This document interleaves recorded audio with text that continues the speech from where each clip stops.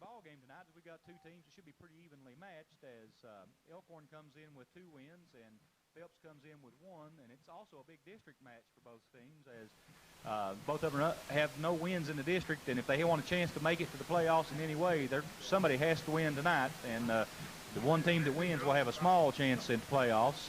What do you have to think about tonight's game, Bill? All right, Charlie, you're exactly right. Both teams come in here. I don't think either one's had a district win yet, and they both want a district win, obviously, as we get toward the end of the season. Of course, Elkhorn City comes in here. They lost a couple of their big seniors last year. Quarterback Jeremy Dorton, he graduated, and also I believe I started to say Sean Kleski, but he played for Phelps. Sean Sweeney, I believe he might have played a little bit of tight end. Of course, on the other hand, the Phelps Hornets comes in here, and they lost a couple big seniors also. A young boy, a big boy that got hurt, played some for him last year, Chris Hurley, and also Sean Kleski, the quarterback, graduated. So pretty young team for both squads, and you know that both teams want to come out of here with a win going into the final laps of the season here. Well, you know, we've got two first-year coaches. Well, not first-year coaches, I guess. They're first year at these schools, and David Kleski at Phelps and Randall Akers here at Elkhorn City. So both of them trying to build a program here. Actually, both of them trying to rebuild, as Phelps had a real good season last year, but they're slow on numbers this year. I think they've got 24 out right now, and that's high numbers for them, as they were down to probably half a dozen, 14 kids there a few weeks ago, but they've had some more kids come out, and they're starting to build, as we were talking earlier to the coaches and stuff. And Phelps, in the earlier games this season, they were having to let the clock run late in the ball game and try to make it as respectable as they can. But last week against Paintsville, in another big district game, they got beat, but they were able to play the full 4 quarters without letting the clock run. And you know, they held, after the first quarter, they held Paintsville to only 14 points. So it should be a pretty interesting game, as we've got the towing costs going on here at midfield. Start to say half court. You know, basketball starts tonight as Kentucky starts Midnight Madness, so I guess everybody's got that on their mind. But the officials are giving instructions to the players out there and getting ready to conduct the coin toss. You know, we were just sitting, like I said, we're going to take a quick break here on the Intermountain Sports Network, and we'll be back in just a few moments.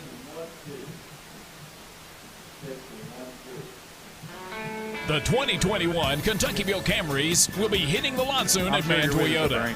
That means you can save big on the 2020 models right now. 0% financing for 60 months or $4,200 savings off the price. Toyota Camrys built right here in the Bluegrass. 0% financing for 60 months or $4,200 in savings. Man, what a deal! You're gonna drive away saying, man, what a deal! Man Toyota, US 23, Prestonsburg.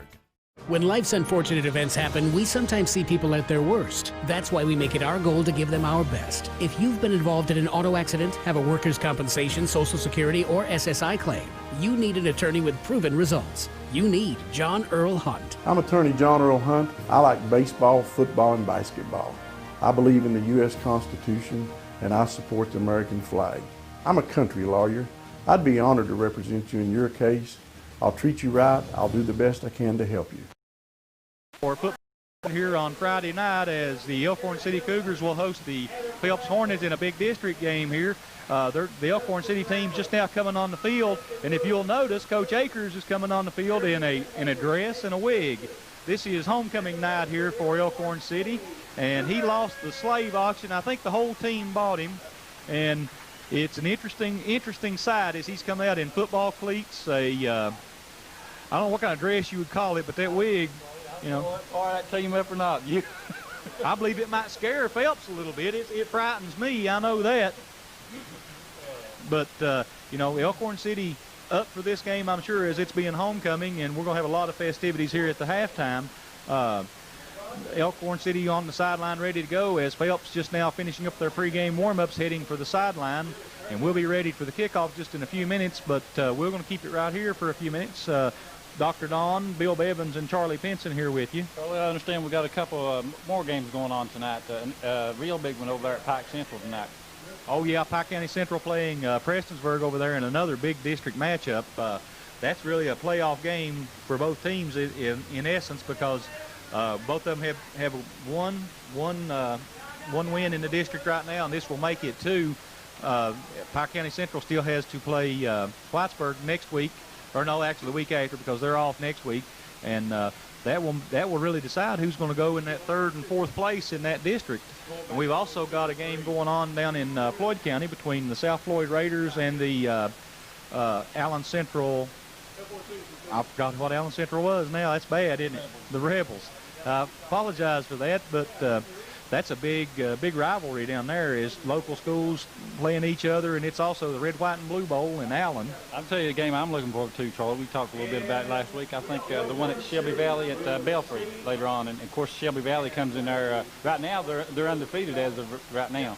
Yeah, Shelby Valley's got another district game this week. They're hosting Betsy Lane, so they're hoping to go into that final game undefeated, and Belfry hopes to go into that undefeated in the district, so it should be for the district championship.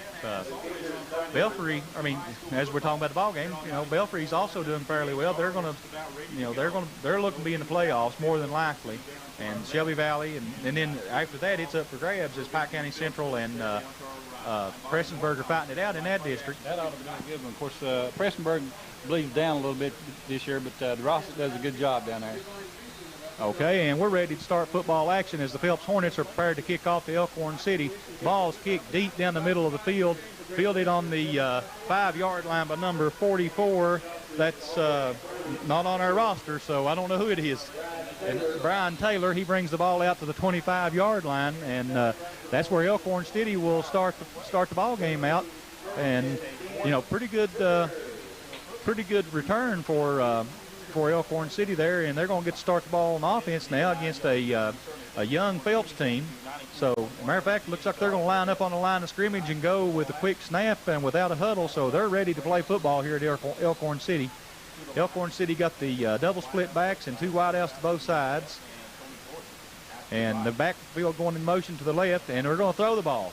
He's going about a wide open number 40, and he's down the middle. He may go.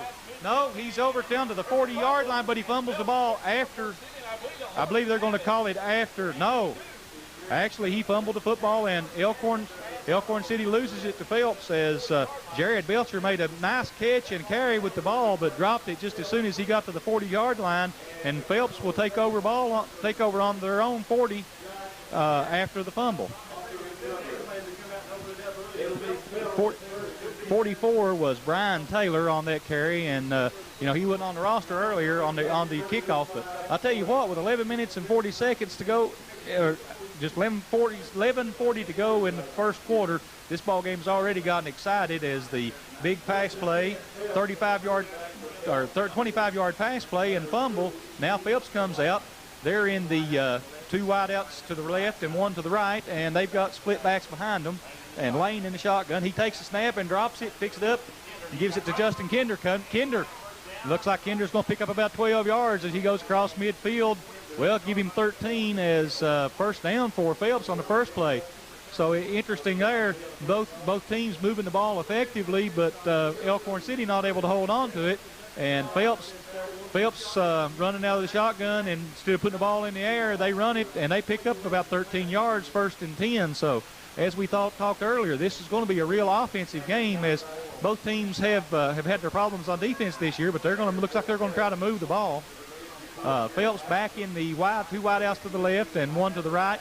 Lane in shotgun formation with 2 split backs, and he fakes the hand to Kinder and throws it back over number 22's head. The ball is loose. Number 65 looks like he's going to fall on it, and Elkhorn City will recover as the ball thrown over his head was a lateral as he threw it behind the player. Give that recovery to John Buck Smith as number 22, Joseph Stephen, lets the pass go over his head and assumed it was an incomplete pass, but it was actually a lateral and ended up with a fumble. So first down, Elkhorn City Cougars as a real big plays for Elkhorn City here early, Charlie. I'll tell you what, this has been an exciting football game already as we've had 2 first downs, about 1 first down by each team and 1 fumble by each team. So the ball has changed hands and been moved up and down the field. And on the wishbone, number 15 comes out of the, well, actually that's number 75. I'm not really sure who it was, actually. I've got so excited here, I've kind of lost my place. But we're going to try to straighten up here and get it straight. Adam Ratliff will be the quarterback for Elkhorn City as we're going to try to smooth it down. Well, actually, we're going to have an officials timeout here, and everything's gotten really excited. We've got a lot of people up here in the press box, and things are going, but we're going to hold on right here as the officials are getting ready to talk it over. We don't know what they're talking about, but things are interesting as a couple of real big plays early, Charlie. As I said, you know, a couple of fumbles, and on the first play of the game, Elkhorn City made a good pass reception, and then Taylor Kid lost it, but they got it right back, and now they're on the door knocking. Yeah, they've got the ball on about the 25-yard line of Phelps here, and we don't know what's going on. Looks like an equipment timeout, but the officials have let him go over to the sidelines, which is kind of unusual, but this has been an unusual game. But we're going to take a quick break here on the Intermountain Sports Network. We are loaded with every touchdown from every game To the end zone. every Sunday afternoon. Wide open for the touchdown. We were built for days like today.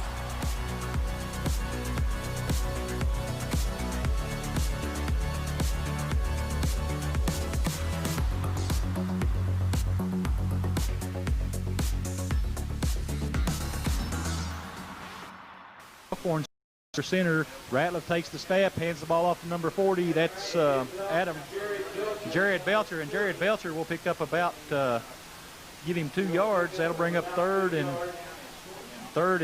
call it 3rd and 4 as Elkhorn City on this second offensive formation has actually been able to move the ball not quite as effectively as they did earlier, but they're actually holding on to us. That's a big difference in this ball game as both teams have had the ball early and fumbled early. Ratliff under center with the wishbone formation behind him. Waiting on the snap, Ratliff takes the snap. He hands off to the fullback. That's 22, Nathan Lewis. And Lewis bring up 4th down because Lewis didn't get any gain on the play. That'll bring 4th and 4 as Elkhorn City unable to move the ball now after picking up the fumble. And we'll have to see what they're going to try to do. They're going to have to do something here as the things happen and things are moving real fast here, and I don't think nobody really knows what's going on. Both teams look confused out there, Bill. Absolutely, and Elkhorn needs to capitalize here to keep this thing going. Ratliff takes the snap, and he hands the ball off to the right side. Looks like he's going to have a first down there. Looks like that'll be Matthew Arrington, I believe. No, Mike Epling, I'm sorry. Mike Epling looks like he's going to see where the spot's at. It's going to be close. They gave him first down, so he just needed 3. They gave him first No, down. looks like they're going to call a timeout and measure, so we'll stay with them here and see. It's going to be real close as he gets good yardage up the middle, so we'll have to wait and see where they're going to be at. They've got the marker right at the first down on the sideline, but it's hard for them really to tell. Clock showed he needed 3 or 4 yards up there, but I think he's got it. Well, we'll have to wait and see. You know, I think he's got it too, but we're going to wait and see. He's going to have it by, looks like he's going to have it by the length of the football as first down for Elkhorn City. So that's the first down of the ball game for either team. And Elkhorn grinding it out on that drive as it took them 4 plays to get it, and exactly 10 yards. Well, 10 yards in the length of a football on that play. So, you know, Elkhorn City trying to grind it out now after the early fumble on the first flash play. Ratliff under center with the wishbone behind him. He passes the ball back to Belcher, and Belcher gets a good block, and he may go. He's going to be close. No, they're going to pull him out inside the 5-yard line. Well, they're going to say he goes out of bounds right at the 5-yard line. The flag come out late, Charlie. I saw official throw the flag down there. There is a flag on the ground, so it's going to be clipping on Elkhorn City. So that will bring it back, and that'll bring Elkhorn City. That'll put them in the hole. That'll bring it 1st and 25 as that's well, actually, I don't know if that's going to be maybe from the point of the foul instead of the line of scrimmage, so we'll have to wait and see. But I'm sure we'll back Elkhorn City up as they were down inside the 5-yard line. And the penalty like that'll dampen your spirits, Charlie, in a hurry.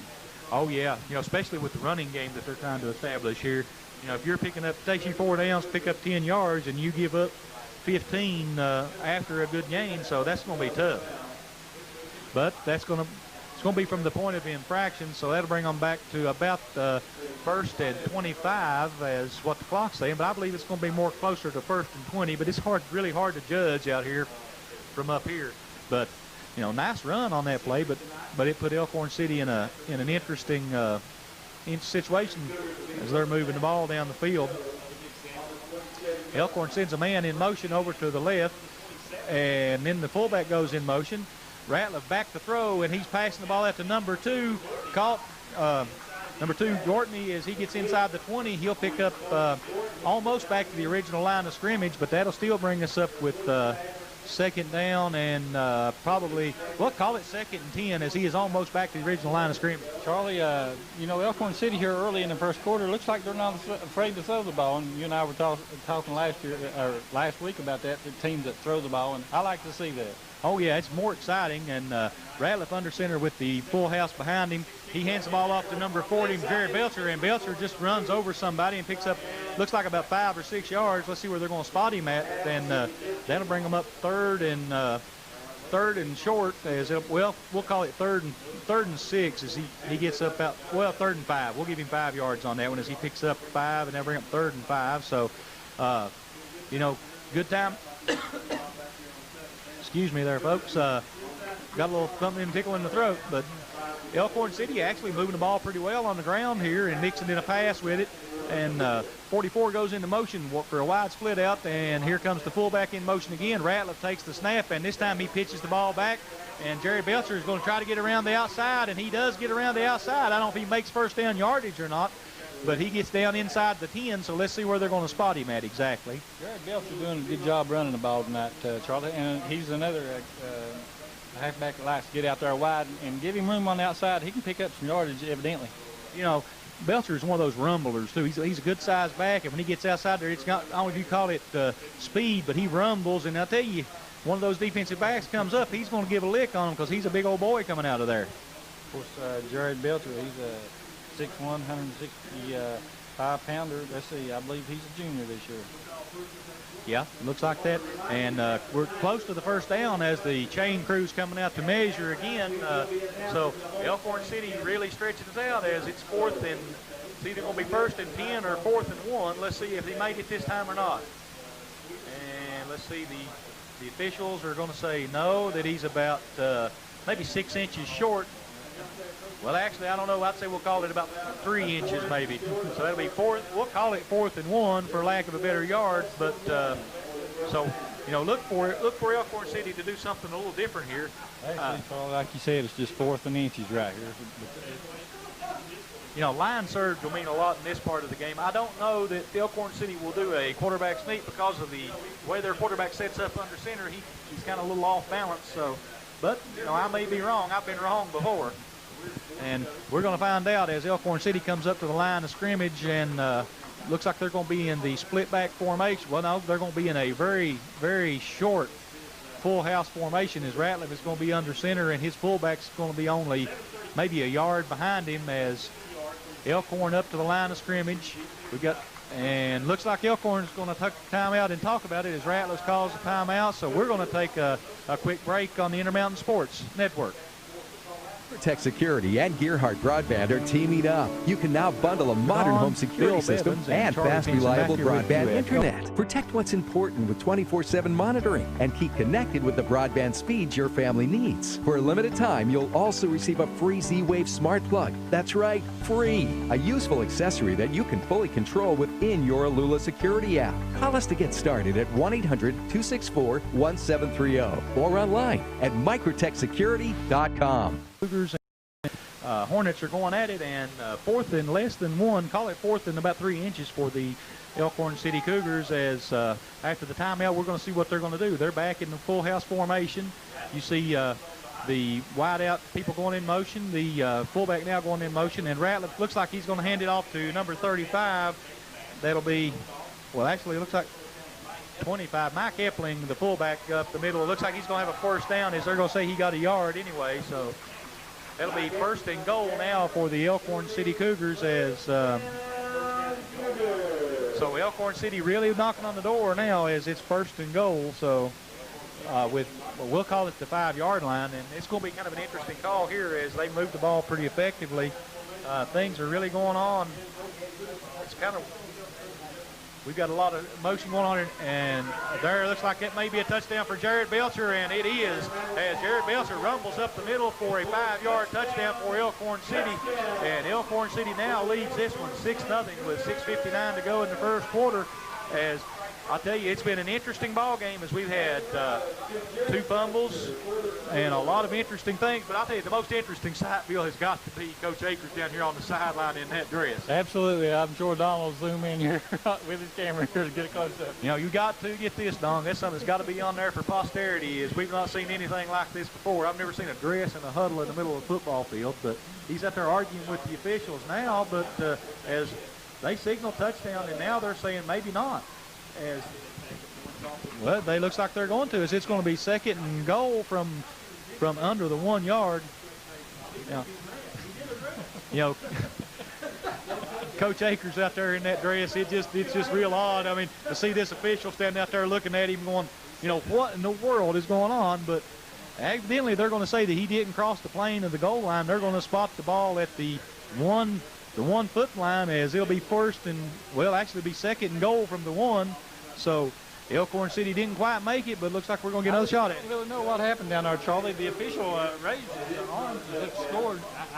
You know what happened? I don't know. Well, evidently he was overruled by the head linesman or the referee in the ball game, as he called touchdown, but then they met about it and they took it back off. That's an unusual call, but it'll be 2nd and goal with less than 1 for Elkhorn City.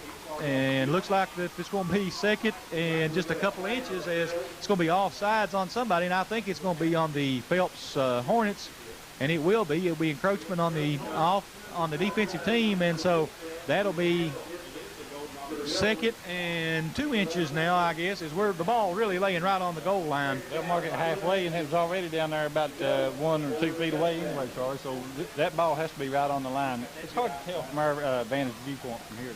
But, you know, it's 2nd 1, and we'll call it for lack of, or 2nd inches from the goal line. And it looks like this time it's going to be a touchdown again, we think, as the official scores. I believe Ratliff carried that one in himself on the quarterback sneak. And I don't see them calling the signal off, so we'll say it again. It is 6-0 Elkhorn City with 6 minutes and 45 seconds to go in the first quarter. And, you know, a nice drive here after the intercept or the fumble on the lateral that was over the head of in Phelps. And Elkhorn will try for the extra point conversion. The kick's up, and it looks good, and the officials say it is good. So Cody Sturgill kicks that one through the uprights, and so Elkhorn City 7, Elkhorn and Phelps 0. We'll take a quick break on the Intermountain Sports Network. Overhead Door, a garage door company that has been with your family from the beginning, through all the ups and downs of life. From the small repairs to making your vision a reality. Overhead Door, your trusted garage door expert since 1921. Be sure you're getting the genuine, the original overhead door service. Dr.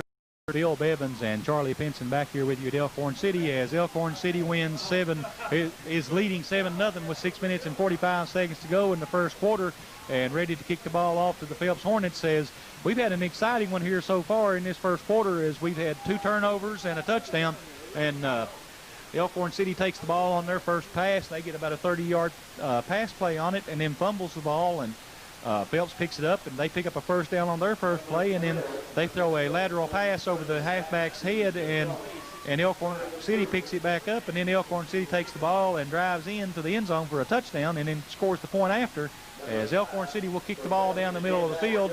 The short kick, it'll be fielded on about the 30-yard line, and then Phelps will, and that's about as far as he will go. Well, we'll say we'll give him the 35. He'll get 5 yards on it, and Mueller on the return, and that's, you know, a good defense by Coach Akers' Cougars as they come down and corral him really right there after a 5-yard gain. So it'll be 1st and 10 for the Phelps Hornets on the 35. Well, they're going to say it's right on the 30, so we're not going to give him any gain at all on that. So it'll be kind of an interesting series here for Phelps, as they have to really move the ball, as giving up the touchdown after the fumble a while ago.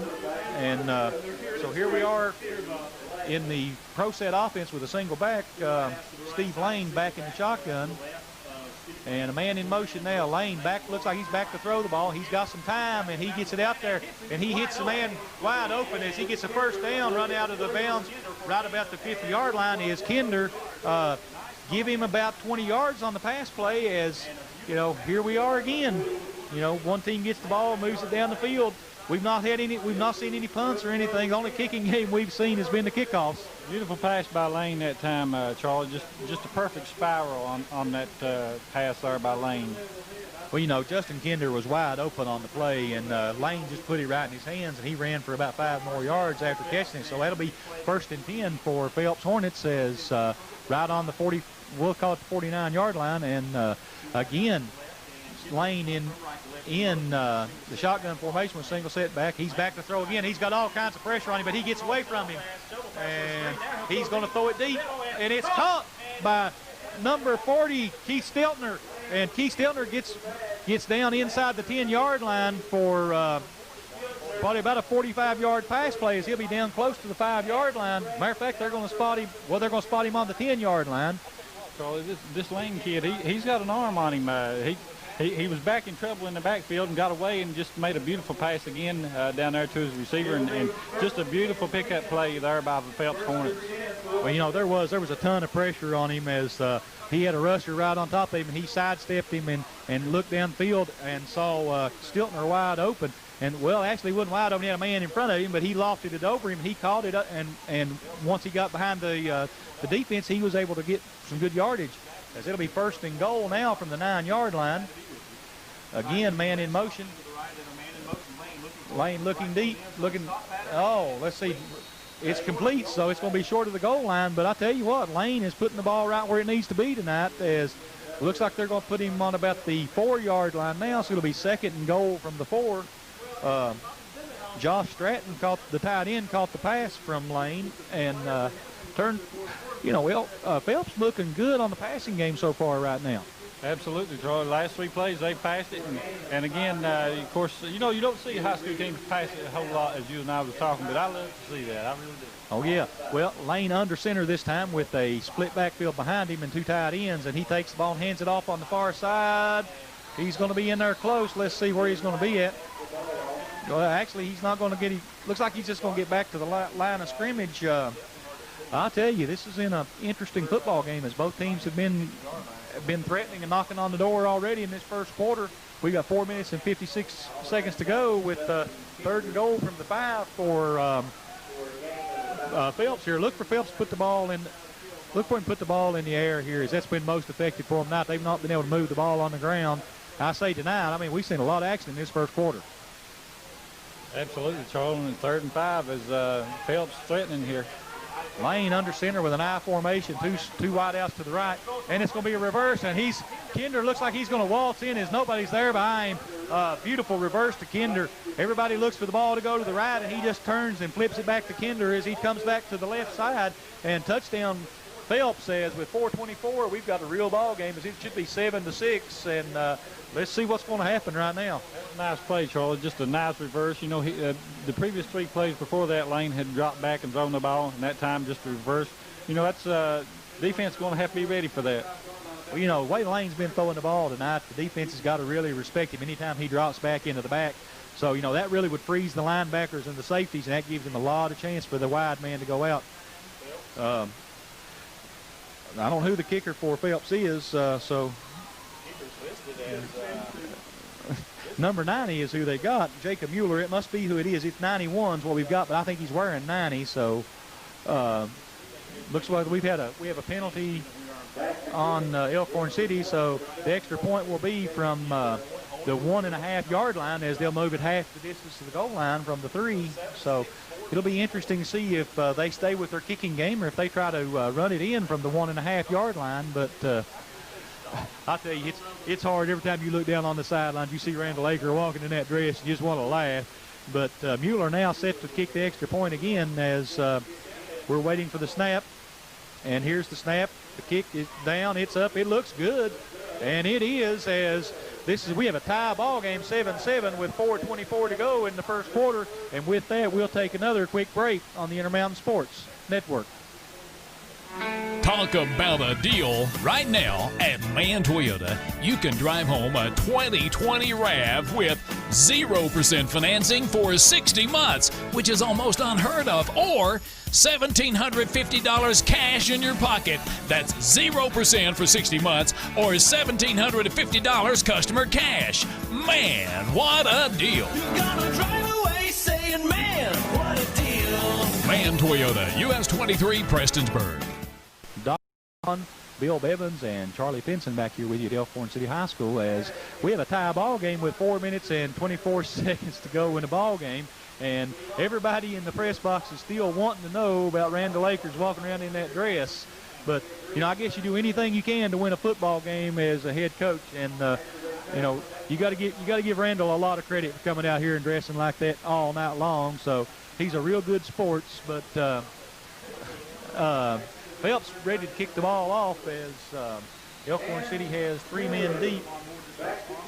And I got to flip my schedule over so I can see what's going on. I lost my.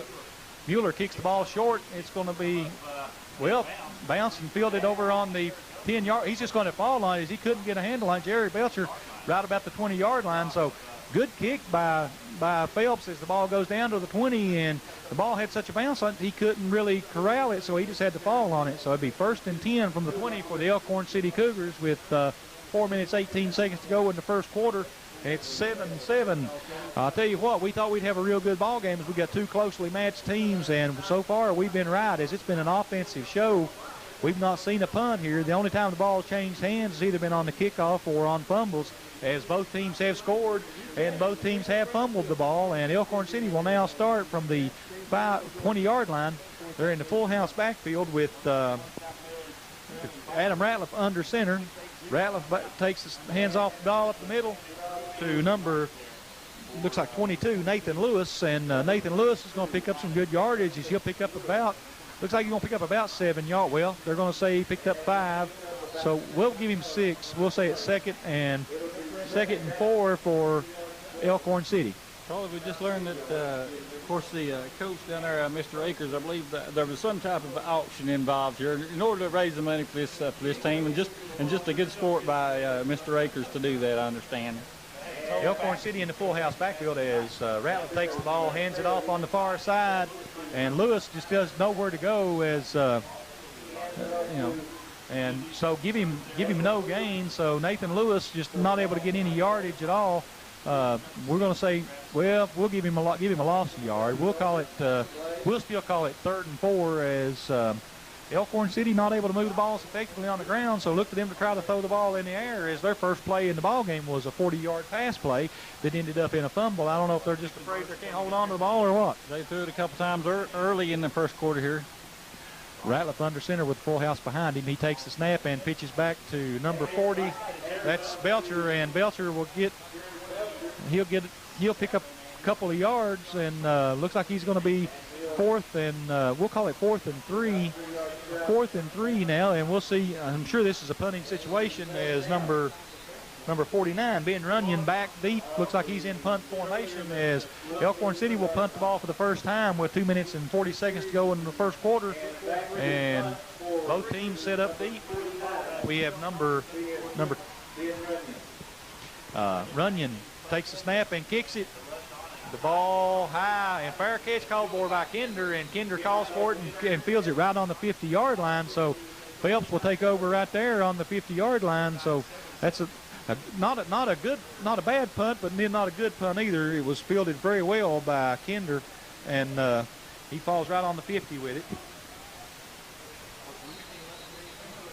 So Phelps will be 1st and 10 on midfield stripe. So second. So in the first quarter, still 2:24 tie ball game, 7-all, as both teams have been able to move the ball pretty effectively. Elkhorn City stymied on that one drive, but other than that, you know, it's been an offensive show. The defense hadn't done a whole lot, but give Phelps credit as they were able to stop them on the running game that time. And Charlie, number 24 in there for Phelps, Justin Mounts. Okay, looks like we've got a flag on the play as there's motion all over the place. Let's see if it's going to be on Elkhorn. Look, probably illegal motion.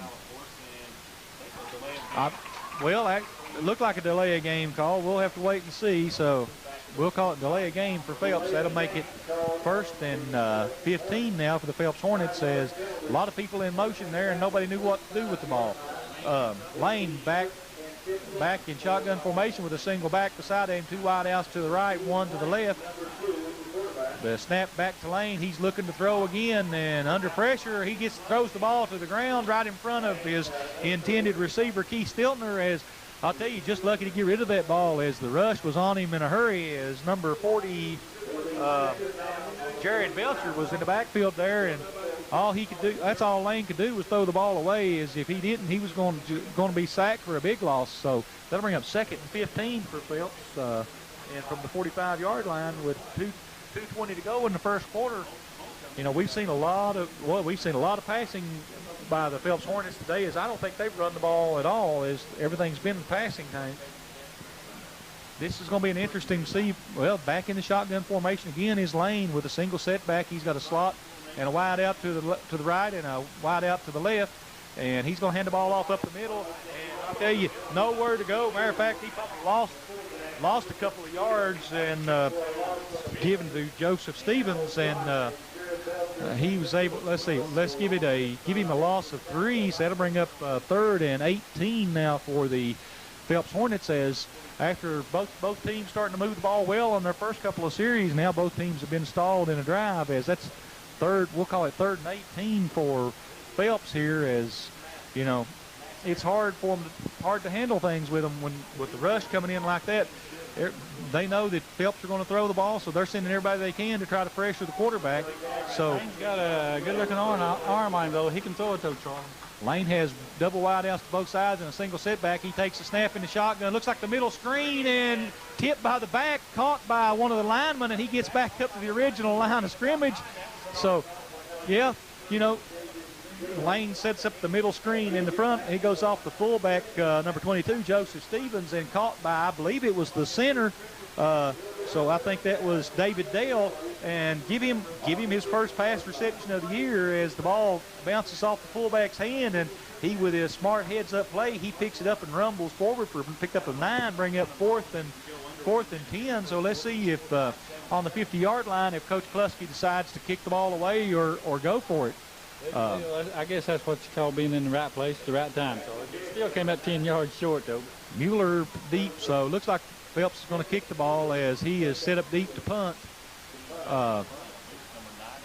Long snap, and the ball down. Mueller gets a nice punt, spiraling punt, gets down to the 20-yard line, and slides down, brought Runyon down on about the 22-yard line, as he gets about a 2-yard return. I'll tell you what, Mueller doing a fine job. He's got the ball down to the 20-yard line twice here, and on a kickoff and on the punt, and he's actually holding things back.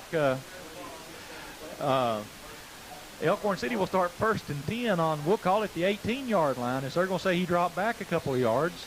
So it'll be 1st and 10 with 26 seconds to go in the first quarter. 7-7 your score. Elkhorn City and Phelps Hornets tied up. Ratliff under center with a full house backfield behind him. Man in motion is the fullback, and Ratliff hands the ball back to 35. That is Mikey Effling, and Mike Effling will pick up. It looks like he'll pick up a couple, but so that brings 2nd and 8 for Elkhorn City here, as things confusing here is we don't have rosters for both teams, so we're just trying to play it as we go. And looks like that'll be the end of the first quarter, because it doesn't look like Elkhorn City's going to let time run out, as the first quarter has been all we thought it could be. It's been a very exciting ball game. Score is tied 7-7, and with that, we'll take a quick break on Intermountain Sports Network. When life's unfortunate events happen, we sometimes see people at their worst. That's why we make it our goal to give them our best. If you've been involved in an auto accident, have a workers' compensation, Social Security, or SSI claim, you need an attorney with proven results. You need John Earl Hunt. I'm attorney John Earl Hunt. I like baseball, football, and basketball. I believe in the U.S. Constitution, and I support the American flag. I'm a country lawyer. I'd be honored to represent you in your case. I'll treat you right. I'll do the best I can to help you. Ratliff under center with the full house backfield, but the fullback in motion, and handoff, but thought I heard whistles. Maybe not. Jared Belcher looks like he'll pick up maybe a yard. Let's see where they spot the ball at, and we'll call it 2, so we'll bring it 3rd and 6, and we'll have to wait and see what Elkhorn City does here. I'll tell you, we saw the first part of the first quarter, we saw a lot of offense in there. The last 2 series, we've seen a lot of defense by both teams. As we thought we would see an offensive show, as both teams have struggled defensively this year, but now they both tightened up. So we'll see Elkhorn with a man in motion, full house backfield, and the fullback just goes in motion. Ratliff under center, takes the snap, hands it off to, looks like to Belcher. And Belcher is going to be close to the first down, but I believe he's going to be short, so that'll bring up 4th and short. So looks like 4th and about 2. Let's see. Yeah, we'll call it 4th and 2. So, Elkhorn City again in punting situation here deep in their own territory as number 49, Ben Runyon, into the game. So it looks like they're going to punt it away to the Phelps Hornets. And Charlie, we touched on early in the game, both offensive squads scored early, but since then it's been all defense on both sides. Runyon awaiting the snap from the center. The snaps, he got it. He got it away. He got it. Pretty decent punt, but there's a penalty down. It's going to be roughing the passer. As the ball may have hit a Phelps Hornet. Let's see. They're saying no, but they're going to spot the ball at the 32. But I think that'll all come back, as that'll be roughing the punter, and it is. So Elkhorn City will get the first down on the roughing the punter penalty. So they'll keep the ball, and big mistake there by the Phelps Hornets as. That's a tough penalty when you rough the punter that deep in his own territory. He tried his best to block it, but then he just the momentum of the defense of Phelps just carried him right into the punter. So that'll be a first down for the Elkhorn City Cougars, and it'll move the ball down the field quite a bit, as they'll have the ball on about the 42-yard line. So that's a big penalty, as Charlie, that's a biggie. Not only does he give them the 15 yards, but he gives them a first down. And Adam Ratliff be under center with the full house backfield behind him. We have a man in motion all the way to the left. And look, the fullback goes into motion to the left as well. Ratliff back to throw. He's got a man open. Oh, we've got some contact here. Let's see. There's no penalty, so they're going to call it incidental contact as the receiver and the defender collide, and the receiver. This one there, Charlie. I'll tell you, everybody up here thinks it was interference, but evidently not, as the officials don't call it. So that'll bring up 2nd and 10 for the Elkhorn City Cougars. As I'll tell you, that's kind of a rough call there. For the Elkhorn City Cougars. But now, if you're a Phelps Hornets fan, I guess you'll take it. Anytime. 2nd and 10 for Elkhorn City now. And I guess, maybe that was just kind of evens things up a little bit after the mad mistake. They got a lucky break. So Ratliff with full house behind him. Fullback goes in motion. Ratliff passes the ball back to Belcher. Belcher's trying to get outside, but he can't, as number 25, J.J. Lane, just hits him for a loss back in the backfield. Give him we'll call it a 4-yard loss. That'll bring up 3rd and 14 for the Elkhorn City Cougars, as you know. And Coach Randall Akers, I think that's Randall Akers, or Miss Akers one, is going to call a timeout and talk to his troops. And with that, we'll take a quick break on the Intermountain Sports Network. And Charlie Pinson back here with you at Elkhorn City High School. Stay at 67. Stay at 67. Increasing to 72. Locked. Continuing to remain locked. Eat the dirt, eat the dirt, eat the dirt. Brewing, brewing, brewing, brewing, brewing, brewing, brewing. Baby monitor. On my order, transfer your last 300 videos to me. Transferring baby videos now. No, baby, wait. Coffee, what are you doing? Garage door. Unlock and open. I can't feel my door, man. Ah, we've been hacked. Whatever Coffee says, do the opposite. Thermostat off. No, thermostat on. Lights off. Music on. Whoa, whoa, whoa, whoa, whoa. Oh, no. Ah! Oh, you're not going to believe this. What's going on? The neighbors got hacked again. Weird. We never get hacked. Nope. No, we don't. Introducing Advanced IoT Protection. Only from Plume. Hornets in. It's still a tie ball game with 9 minutes and 50 seconds to go in the first half, and Elkhorn City has the ball, 3rd and 14, and split backfield behind Ratliff with a wide out split in motion to all the way to the right. Now one in motion to the left as Ratliff with split backfields. One of the backs goes into motion.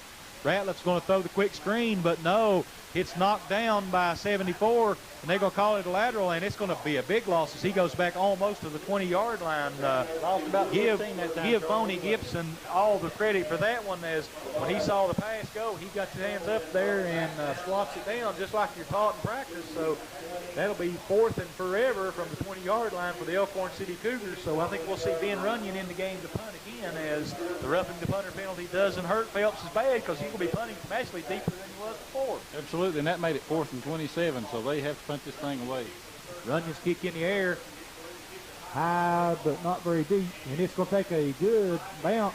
And Kinder will field it right at the midfield stripe, but the whistle blows. They're saying he may have called a fair catch. I don't know.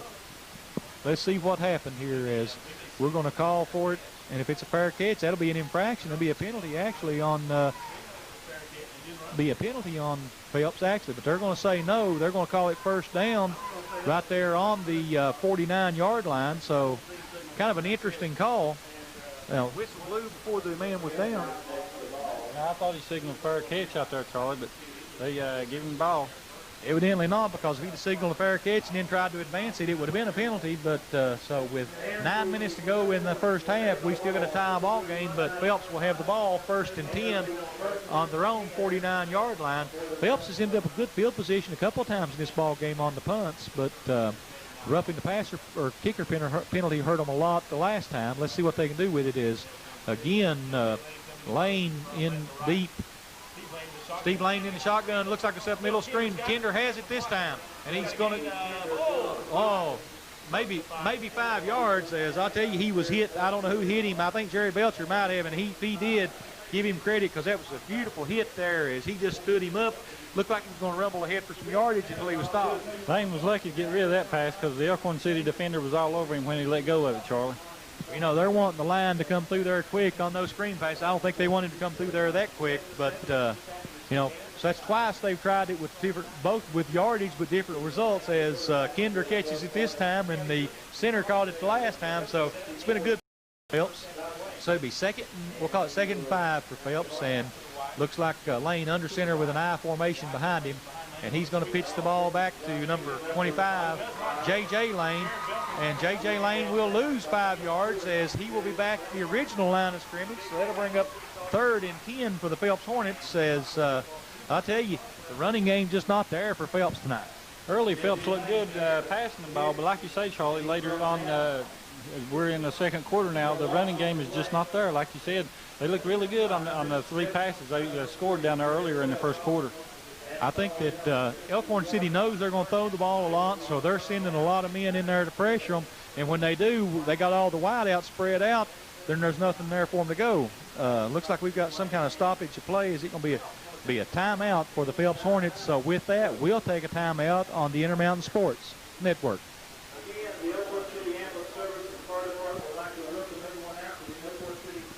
Are we doing? Dr. Don, Bill Bevins, and Charlie Pinson back here with you at Elkhorn City, as it's 3rd and 9 for the Phelps Hornets, as after the 5-yard pass play, they have a 5-yard loss on the running play. So it's still 7-7 with 7:33 to go in the first half, and look for Phelps to drop back in the shotgun and throw the ball. But, well, I've been wrong again, as Lane comes under center with the I formation and a slot back to the right. And Lane, they're going to go with the reverse back to Kinder. And Kinder, he eludes one rusher, and he gets back, ends up picking up about 5 yards, maybe 6, but that'll bring up 4th, and we'll call it 4th and 4. We'll give him 6 on the carry. So, you know, you would like to get more than that on that kind of play, but good defense by Elkhorn City, as the linebacker on the right-hand side stayed at home and waited for him to come through. He didn't make the tackle, but he did slow him down enough for help to come after him. So it'll be 4th quarter. That ball spotted right on Elkhorn City's 44-yard line. So we'll see what they do here, Charlie. Well, looks like they're going to go for it here, as don't see the punt. They're not in punt formation. Lane in the shotgun, a deep shotgun. So double split outs to both sides. Lane takes the snap, looking to throw the ball, looking to step, throws it to Kinder. Kinder caught it and then dropped it. Let's see, did they say it was complete or not? They said it was a fumble, and Elkhorn City will take over. Well, really, not a big gain for Elkhorn City as they recover the fumble right about the line of scrimmage, so they would have got it on downs at that point anyway. So I'm not really sure he had complete control of that football, Charlie. Of course, the officials say he caught it and then dropped it, but from our viewpoint, it looked like he might not have had control of it. I don't know. What do you think? Well, I don't know if he had control of it or not. I didn't think so either, but it really academic because they get the ball right at the line of scrimmage, so it's going to change hands there anyway.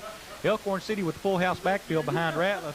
Ratliff takes the snap, hands it off to number 22. That's Nathan Lewis, and Nathan Lewis will pick up about 4 yards on the quick hitter up the middle, and that'll bring up, we'll call it 2nd and 4 or 2nd and 6 after the pickup of 4 for Elkhorn City. So Elkhorn City going with a lot of quick movement and handing the ball off early here. Ratliff 2nd and 7 here, and the ball spotted right at midfield, Charles.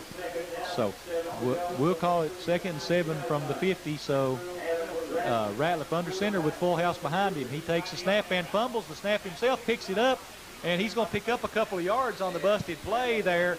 And I tell you, heads up play by Ratliff as the ball, he gets the snap, drops it, it bounces back in his hands, so he just tucks it in and runs ahead with it, and he'll pick up we'll pick up 2, and that'll say, we'll call it 3rd and 4 as Elkhorn City has had a couple of breaks here on that play because, you know, the fumble bounces back up in your arms. You run ahead and pick up what you can. Ratliff was real lucky to get a hold of that one.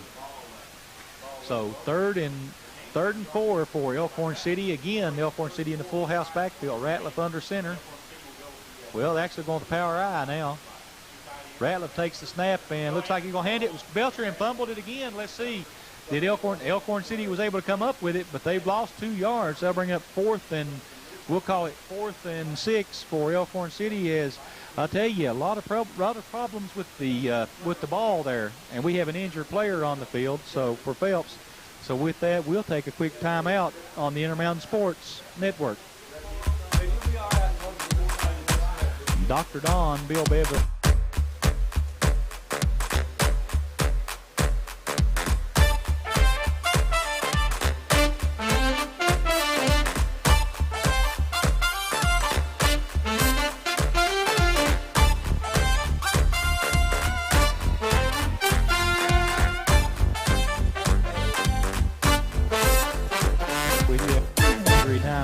Got 4:57 to go in a tie ball game as 7-7 as Elkhorn City has the ball. 4th and 5. Ben Runyon back to kick and good snap.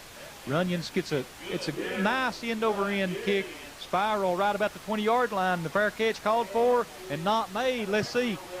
The referee says it's going to be a fumble. Let's see what's going to happen here. Elkhorn City wants it, Charlie. Coach down there, let's see. It is. I think they're going to call it Elkhorn. Well, I don't know. Phelps is going crazy on the sidelines, but it should be Elkhorn City ball. Let's see what they're going to call. Coach Kluski over arguing the call, David Kluski for Phelps, but I don't know here. Let's see. Well, you know, if you make the fair catch call signal on that, you've got to catch the ball anyway. I don't know what the problem is here. I mean, obviously the ball hit the ground. You know, it should be a fumble. Let's see what they're going to happen. If it's an inadvertent whistle and they kick it over again, I'll tell you what, I don't know what's going to happen here. Once that ball touched the player, you know, it was up for grabs. It was a live ball then. I know the people of Phelps are not going to be happy with my opinion on this, but I'm telling you, the ball hit him, and Elkhorn City picked it up, so it should be 1st and 10 Elkhorn City, but they're going to call it an inadvertent whistle, and they're going to re-kick it. So I don't blame the Elkhorn City fans for being upset because I tell you, the officials just blew it on that one. Yeah, unless it's really hard to tell from our vantage point. He was awful closely sidelines over there. It may have gone out of bounds or inadvertent whistle, like I say. I don't know. Well, if it had been out of bounds, it should have been Phelps' football.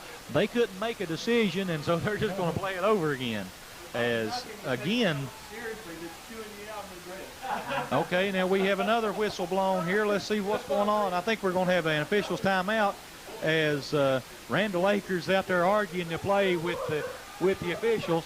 And I'll tell you, I understand that Coach Akers is really upset, but it's hard. It's got to be hard for the head official to look at that dress and that wig and take you very serious. Of course, Coach Akers, good sport. They raffled him off today to raise money for the Elkhorn football squad, and we got to give him one thumbs up for doing that and coming out tonight.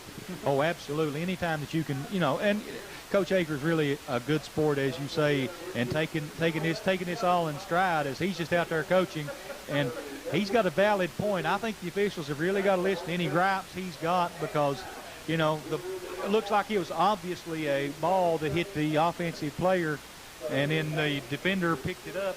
It should still be a fumble. Whether the official blew the whistle early or not, I don't know. It's kind of a bad situation all the way around.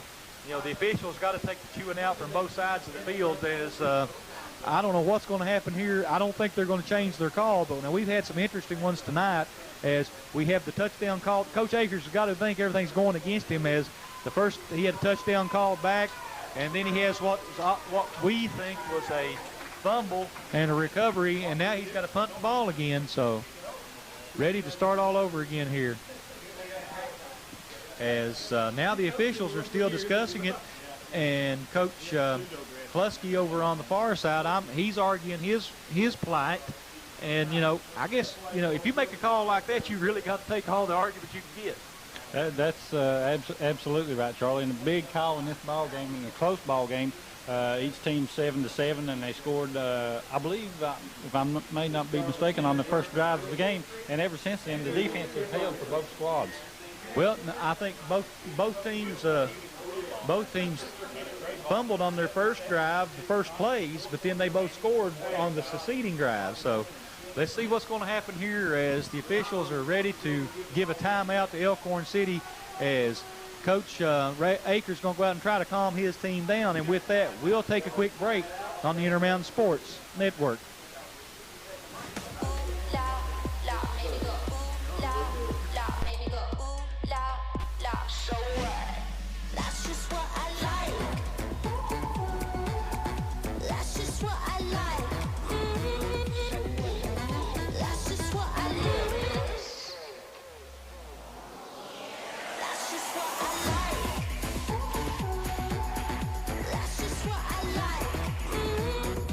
And deciding not to punt the ball on 4th and 6, and they're going to pitch it back to Belcher, and Belcher runs hard back, maybe back to the original line of scrimmage as they will turn the ball over on downs as right on the midfield line.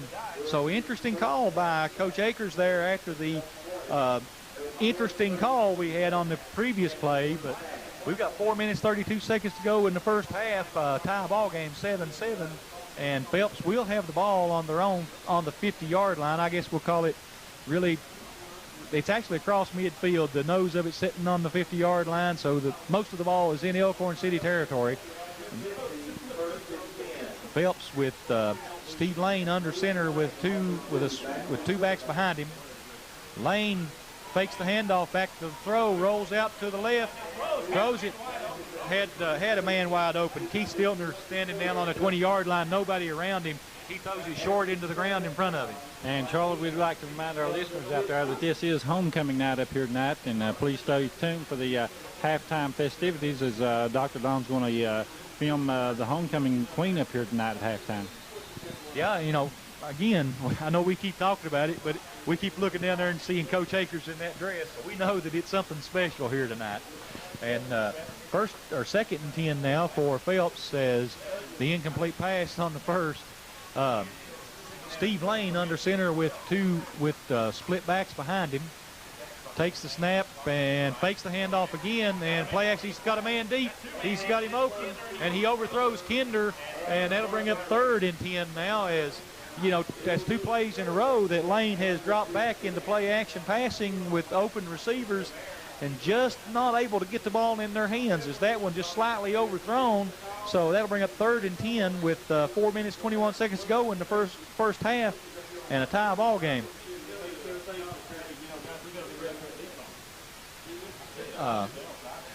Phelps Phelps been ineffective here in this second quarter as they've not been able to move the ball either way as they were moving it early in the air, but so they'll have to do some change. Steve Lane under center with split backs behind him. Lane back and hands the ball off to J.J. Lane, his brother, and he'll pick up maybe a yard as let's see. Well, maybe not. Maybe they're going to give him more than that. Let's give him 3 as it'll be 4th and 7 now for Phelps. We think it's a punting situation, but the way this ball game's been going tonight, I don't really know what's happening, Bill. And the ball right past midfield. Let's see what Coach Kluske wants to do with it here with 3:56 left to go in the second period. This game's all tied. Well, Steve Lane's still in the ball game, so it looks like they're going to go for it on 4th and 7. So let's see what they're going to do as Steve Lane back in the shotgun with a single back, wide outs to both sides, and man in motion. So there'll be trips on the right. Lane got time, looking downfield, throws right at the first down marker. Should have been caught as he hits Lane in the hands right at the marker, but he drops it. So Elkhorn City will take over the ball on their own 47-yard line. So it'll be 1st and 10 with 3:31 to go in the first half. 7-7's your score. So right there, Charlie, really should have been caught, but you know that pigskin's easily dropped sometimes, as you're well aware. But the pass was right there, and I believe it was right in front of the first down marker. I think he would have had the first down had he caught it. Well, yeah, I think it would have been. He would have had first down yardage, real close to it, but here unable to hold on to the ball. Elkhorn City will start 1st and 10, and they've got a Ratliff under center with a full house backfield behind him. The fullback goes in motion. Ratliff takes the snap, stands up, throws a little swing pass, and it's going to be okay. So Taylor drops the pass, and it's going to be incomplete. Thought it might have been a lateral there, as we've had 2 or 3 of those fumbled tonight. I'll tell you what, Charlie, you say the pass was forward, but it's real close to being a lateral behind the line. I'll tell you, both teams taking a page out of the Kentucky playbook as they're trying those little hitch passes right behind the line of scrimmage, and you know you've got to throw it just in front of that man to make it a forward pass, and they've been pushing the envelope so far tonight on that. Ratliff under center with the full house backfield behind him, and gives the ball off to number 35. That will be Mike Epling, and Mike Epling will pick up about 2. That'll be 3rd and 8. So we'll see what's going to happen here. 3rd and 8, or 3rd and 7, we'll call it. 3rd and 7 with 3 minutes, 8 seconds to go in the first half, and a time ball game. You know, both teams moved the ball early the first couple of series, and now the defense has really showed up for both teams, Bill. Yeah, Charlie, again, the ball located right at midfield, and you're right. We're all tied up 7 apiece, and they got them early in the first quarter. Ratliff hands off to Belcher, and the ball's fumbled, and it looks like Phelps will fall on it right about the 50-yard line. Well, I'll tell you what, we've had a series of 8 plays right here, and the ball has stayed right about the 50-yard line. Give or take a yard on either side, as both teams been ineffectual at moving the ball here. Belcher was going to get the ball. Looked like he would have picked up good yardage if he could have held on to it. Yeah, absolutely. But, the fumble, and we've had a couple of those fumbles tonight. And you're right, the ball seems like the last 5 or 6 minutes of this ball game, Charlie, that ball's not moved 5 yards either way of that 50-yard line out there. Steve Lane back in the shotgun with wide outs to both sides, and Lane's going to throw it. And again, just through the hands of Justin Mounts as he's trying a little swing pass, and he hits him in the hands, and he just can't hold on to it. I don't know if Lane has got so much mustard on the ball that they can't catch it, or it's just concentration. Now, he can throw it because we watched him complete 3 passes earlier in that first quarter on that scoring drive. You're right. He's got a good, strong arm on him. The kid drops back good. And, like you say, he may have too much mustard on him back here. Well, we've got 42 seconds to go in the first half and a tie ball game. And the ball sitting right about the 50-yard line. And it seems like we keep hating to mention it, but it sure seems like it's been there a long time. Steve Lane in the shotgun with wide outs to both sides. Back to throw again, and Lane throws it across the middle, intended for Keith Stiltner. Just overthrows him, and nearest receiver, I'm assuming it was intended for Stiltner, just overthrows him, and that'll bring up 3rd and 10 now. As I'll tell you, we've had that pass was probably uncatchable, but they've been a lot of them dropped. So, been an interesting ball game so far. Steve Lane's been able to be able to throw a lot, but he's not been able to complete a lot of these passes. The ones that should have been caught haven't been, and then he's overthrown several as well. 2 minutes, 30 seconds to go. 3rd and 10, right about the 50-yard line. What can you say? I mean, we've been repeating it quite a bit. Again, Lane in the shotgun with 2 wideouts to both sides and a single setback. Snap, Lane back to throw again, and he's got some time. He's got somebody behind him, and no, he is dropped for a big loss as number 2, Tony Gortney, just comes behind him from his blind side and drops him for about call it an 8-yard loss. That'll bring up 4th and 18, and I think we'll see the punting unit come on for Phelps at this point, as looks like number 91, Jacob Mueller, into the game to kick the ball away. So looks like we're going to move the ball away from the 50-yard line. Good time on that one, but just didn't have an open receiver. That was kind of a coverage sack. It sure was, and that ball will be back there about the 43, 44-yard line, Charlie. So we'll see how it goes as Mueller back in punt formation. Got 2 men deep for Elkhorn City, and everybody else up on the line of scrimmage looks like they may be going for the block again. So Mueller takes the snap, end-over-end kick down the middle of the field, and caught by Runyon. Runyon heading for the right-hand side. What a block back there in the backfield as Runyon gets back about to the 44-yard line. And I'll tell you, I don't know if you could hear the groans coming from the press box, but what a block back there in the backfield. Number 70 took a hit in there. Let's see, who was that, Charlie? Number 70 is Blake Rasnick. He was coming back on the defense there, and he just flattened somebody. I don't know who he hit, but he sure laid him out. It was a hard hit, I'll tell you. Shoot, you could hear it from up here in the press box. Looks like there's going to be a penalty on Elkhorn City here. Let's see what the call is going to be.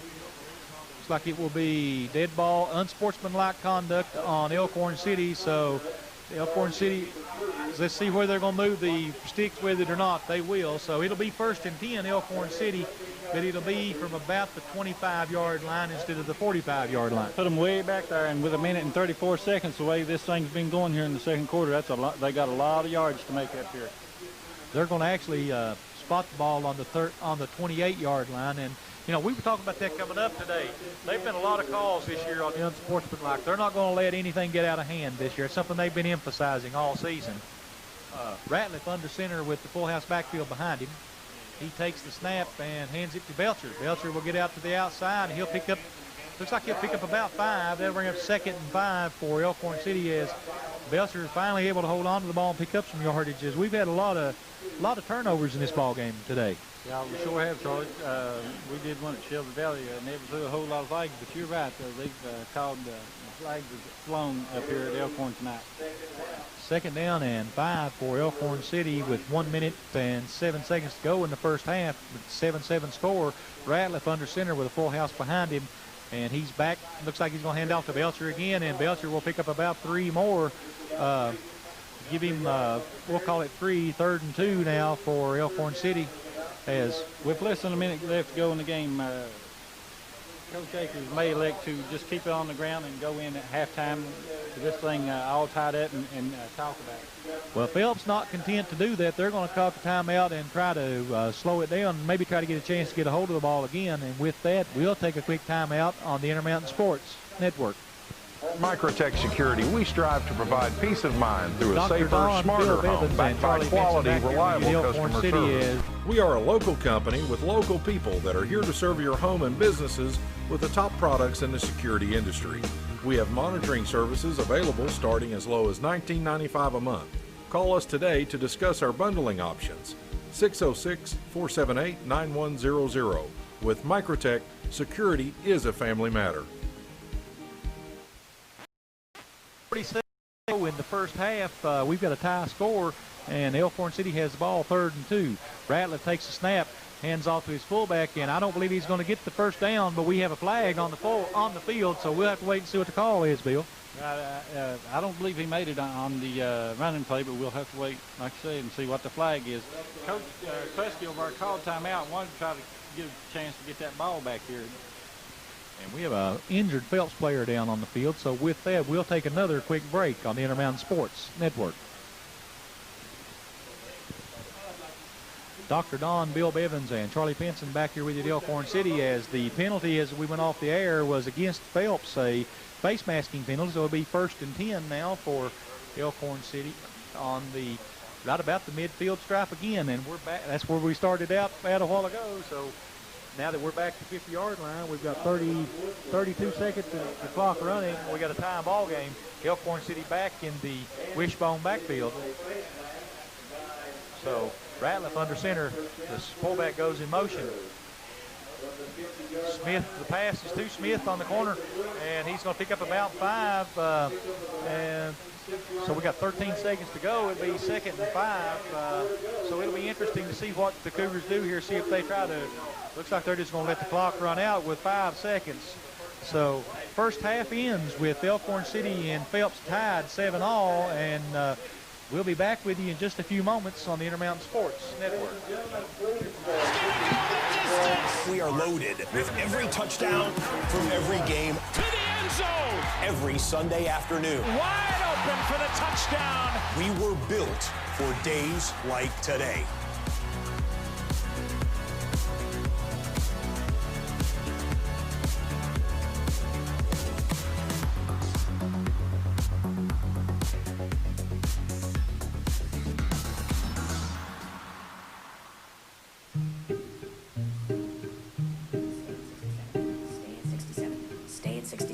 Stay at 67. Increasing to 72. Locked. Continuing to remain locked. Eat the dirt, eat the dirt, eat the dirt. Brewing, brewing, brewing, brewing, brewing, brewing, brewing. Baby monitor. On my order, transfer your last 300 videos to me. Transferring baby videos now. No, baby, wait. Coffee, what are you doing? Garage door. Unlock and open. I can't feel my door, man. Ah! We've been hacked! Whatever Coffee says, do the opposite! Thermostat off. No, thermostat on! Lights off. Music on. Whoa, whoa, whoa, whoa, whoa! Oh no! Ah! Oh, you're not gonna believe this. What's going on? The neighbors got hacked again. Weird. We never get hacked. Nope. No, we don't. Introducing Advanced IoT Protection. Only from Plume. Overhead Door, a garage door company that has been with your family from the beginning, through all the ups and downs of life.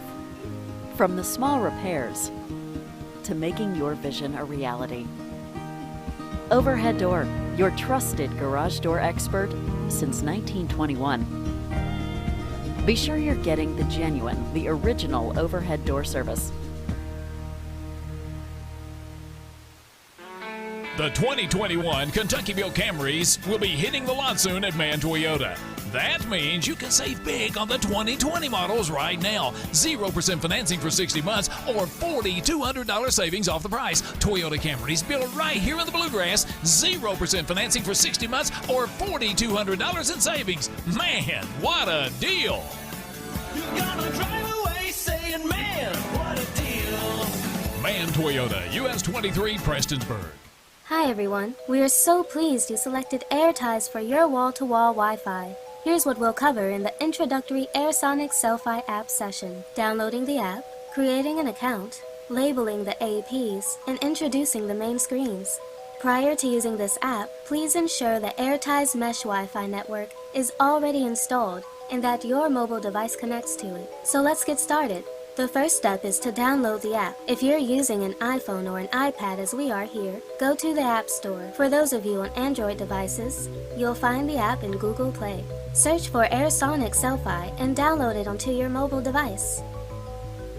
Opening the app takes you to the welcome screen where you will select Continue. After checking the terms box, click Continue and the app will prompt you to log in or create an account. As you haven't created an account yet, scroll down and select Don't Have an Account. On the Create an Account screen, enter your name, email address, and an 8 to 22 character password. After re-entering your password, click Continue. After entering your credentials, click Login, and click No Thanks when asked do you have any additional APs. The Selfie app will automatically discover your AirTies Wi-Fi devices and prompt you to label them based on their location. Select Continue after labeling each device. Unless you wish to change the existing Wi-Fi network name, select Skip. Changing it will require you to reconnect to the new network name. Your network is now ready. Click OK. On the dashboard screen, The first number under network activity shows data coming from the internet, or downstream, while the second number reflects the data going to the internet, or upstream. The data numbers are in megabits per second. Tapping below the numbers on the graph will open a new window, listing all devices in the home and their data usage. Clicking the AirTies device label on the dashboard screen enables you to edit the device label name, view the number of connected devices, and turn the device LEDs off or on. Selecting My Network takes you to a live color-coded network diagram of your Wi-Fi devices. Green indicates devices with strong Wi-Fi connections, yellow being okay, and red for any devices with a poor Wi-Fi signal. Clicking on the 3 bars in the upper left-hand corner opens more settings, which include Wi-Fi settings to change your password or to reset a forgotten password, and Guest Wi-Fi to easily set up a separate network for guests. We appreciate you watching today. For additional information, check us out on YouTube, Vimeo, and our Airsonics website.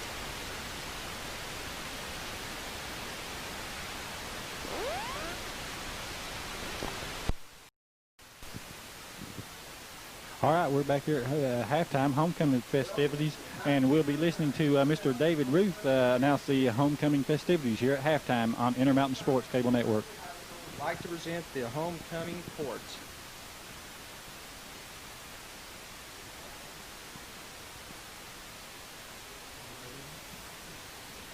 This year's freshman attendant is Miss Tara Gilbert. She is escorted by Nate Justice, senior offensive and defensive tackle. Tara is the 14-year-old daughter of Terry Gilbert and of Perry and Rhonda Merritt of Elkhorn City. She is a member of the Cougar varsity cheerleading squad. Her hobbies include cheering, gymnastics, and being with family and friends. Presenting Tara's flowers is freshman cheerleader Shandy Barrelman.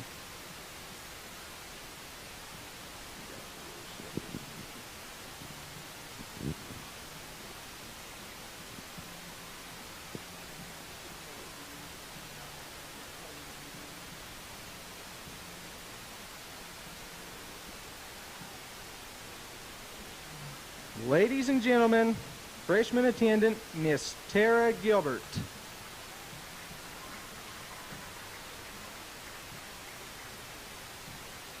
This year's sophomore attendant is Miss Ashley Stiltner. She is escorted by Shannon Lester, senior offensive guard and defensive end.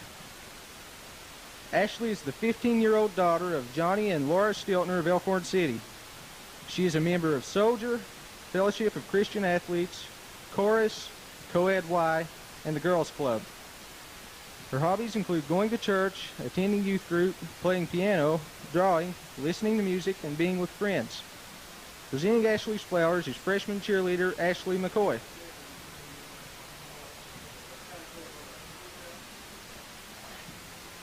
Ladies and gentlemen, sophomore attendant, Miss Ashley Stiltner.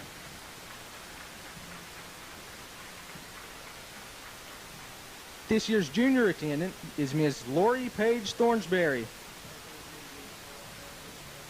She is escorted by Mikey Epling, senior offensive fullback and defensive linebacker. Lori is the 16-year-old daughter of Tommy and Vicki Thornsberry of Elkhorn City.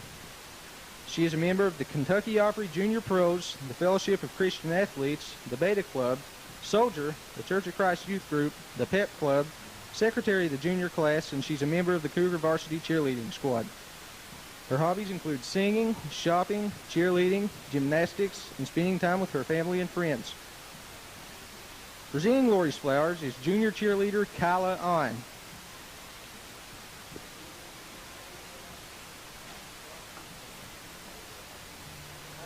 Ladies and gentlemen, junior attendant Miss Lori Page Thornsberry. This year's first senior attendant is Miss Kelly Nicole Cottle. She is escorted by Jonathan Belcher, senior offensive halfback and defensive safety. Kelly is a 17-year-old daughter of Ivel and Gwen Cottle of Elkhorn City. She's a member of the journalism staff, yearbook staff, Fellowship of Christian Athletes, the Pep Club, the Girls Club, Soldier, youth group, and has been a member of the Cougar varsity cheerleading squad for 4 years. Her hobbies include singing, talking on the phone, listening to music, spending time with friends, and cheerleading. After graduation, Kelly's plans are to attend Eastern Kentucky University and pursue a career in the medical field. Presenting Kelly's flowers is freshman cheerleader Bemidji Epling.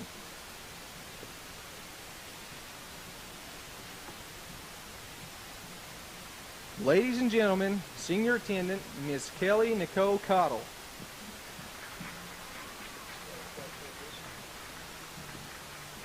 The next senior attendant is Miss April Dawn Edmonds. She is escorted by Ben Runyon, senior offensive wide receiver and defensive cornerback. April is the 17-year-old daughter of Lloyd Dell and Rosa Edmonds of Belcher. She's a member of the Church of Christ Youth Group, the Fellowship of Christian Athletes, the journalism staff, drama, pep club, Students Against Drunk Driving, the Lady Cougar basketball team, co-captain of the Lady Cougar softball team, and captain of the Lady Cougar volleyball team. Her hobbies include playing in softball leagues, volunteering to better the community, and helping underclassmen with homework. April's plans after graduation are to attend Eastern Kentucky University and to pursue a career in physical therapy. While in college, April hopes to travel every chance she can so that she can live life to the fullest. Presenting April's flowers is junior cheerleader Brooke Atkins.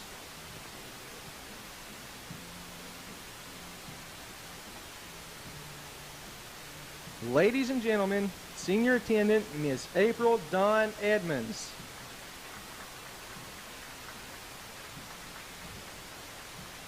The next senior attendant is Miss Joy Beth Lewis. She is escorted by Justin Ratliff, senior offensive fullback and tackle and defensive linebacker. Joy Beth is the 18-year-old daughter of Jackie and Ginger Lewis of Jackson's branch of Elkhorn Creek. She has been a member of the Cougar Varsity Cheerleading Squad for the past 4 years, journalism staff, Fellowship of Christian Athletes, and the Pep Club. Her hobbies include talking on the phone, going shopping, and hanging out with her friends.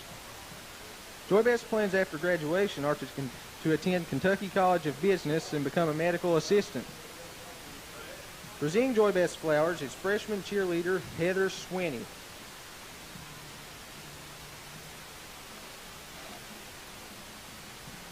Ladies and gentlemen, senior attendant Miss Joy Beth Lewis. The next senior attendant is Miss Carrie Ann Sloan.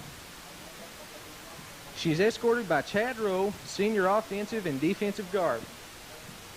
Carrie is the 17-year-old daughter of William and Kathy Sloan of Elkhorn Creek.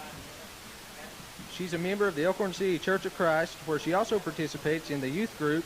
She's vice president of the National Honor Society, the secretary of the Beta Club, member of the Fellowship of Christian Athletes, senior class, and student council. Carrie is also an active member of the yearbook staff and Soldiers Club.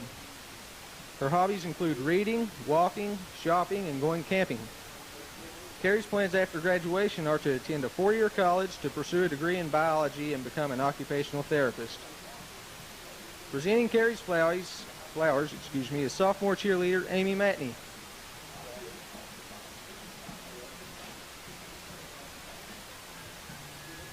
Ladies and gentlemen, senior attendant Miss Carrie Ann Sloan. The next senior attendant is Miss Nicole Stacy. Nicole is escorted by Tony Gortney, senior offensive tight end and defensive end. She's the 17-year-old daughter of Richard and Kathy Stacy of Belcher.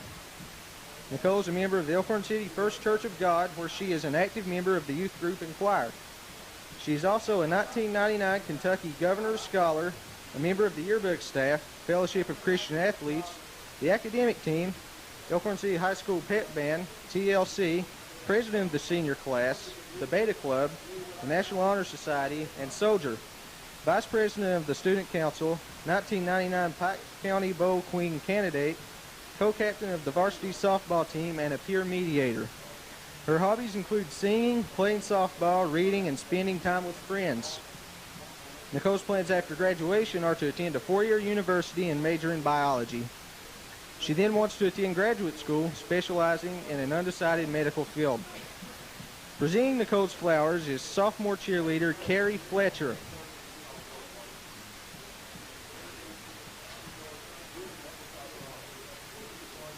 Ladies and gentlemen, senior attendant, Ms. Nicole Stacy.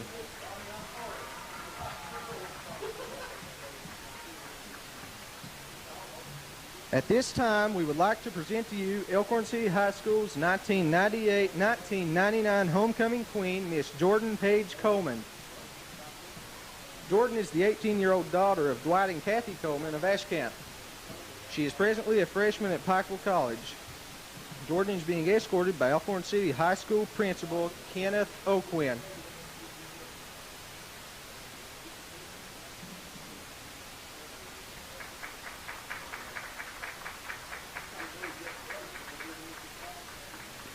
And now, the moment we've all been waiting for, Elkhorn City High School's 1999-2000 homecoming queen is Ms. Joy Beth Lewis.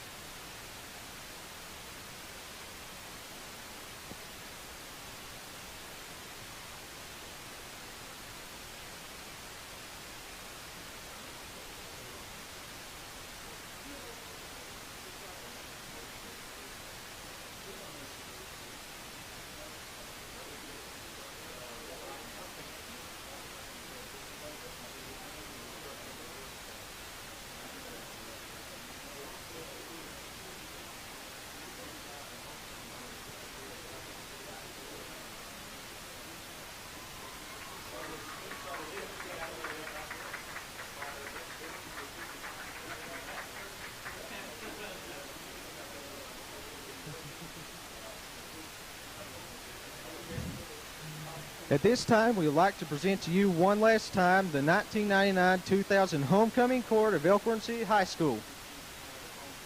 Senior attendant, Miss Nicole Stacy, escorted by Senior Tony Gorton.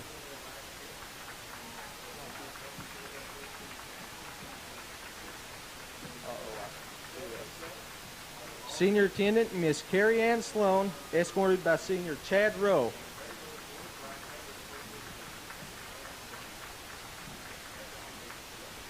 Senior attendant, Miss April Dawn Edmonds, escorted by Senior Ben Runyon.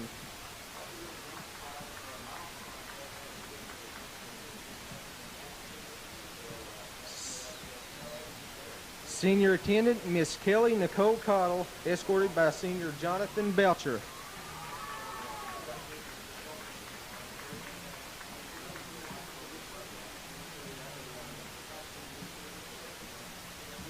Junior attendant, Ms. Lori Page Thornsberry, escorted by Senior Mikey Epling.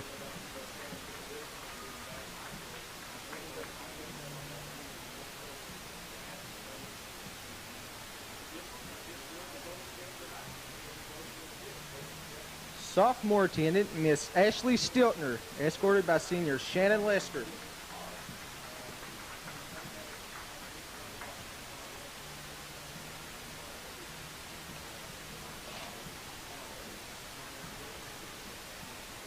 Freshman attendant, Miss Tara Gilbert, escorted by Senior Nate Justice.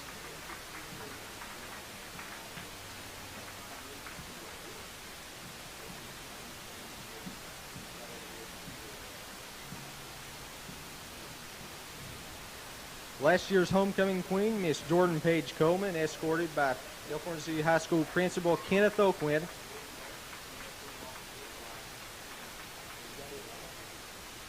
And now Elkhorn City's homecoming queen for the 1999-2000 year, Miss Joy Beth Lewis, escorted by Senior Justin Ratliff.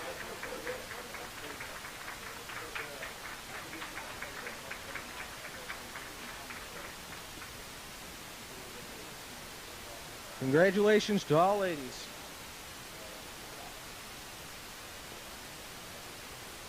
At this time, we'd like to announce the winners of the homecoming events held at Elkhorn City High School this year. Coming in fourth place were the sophomores.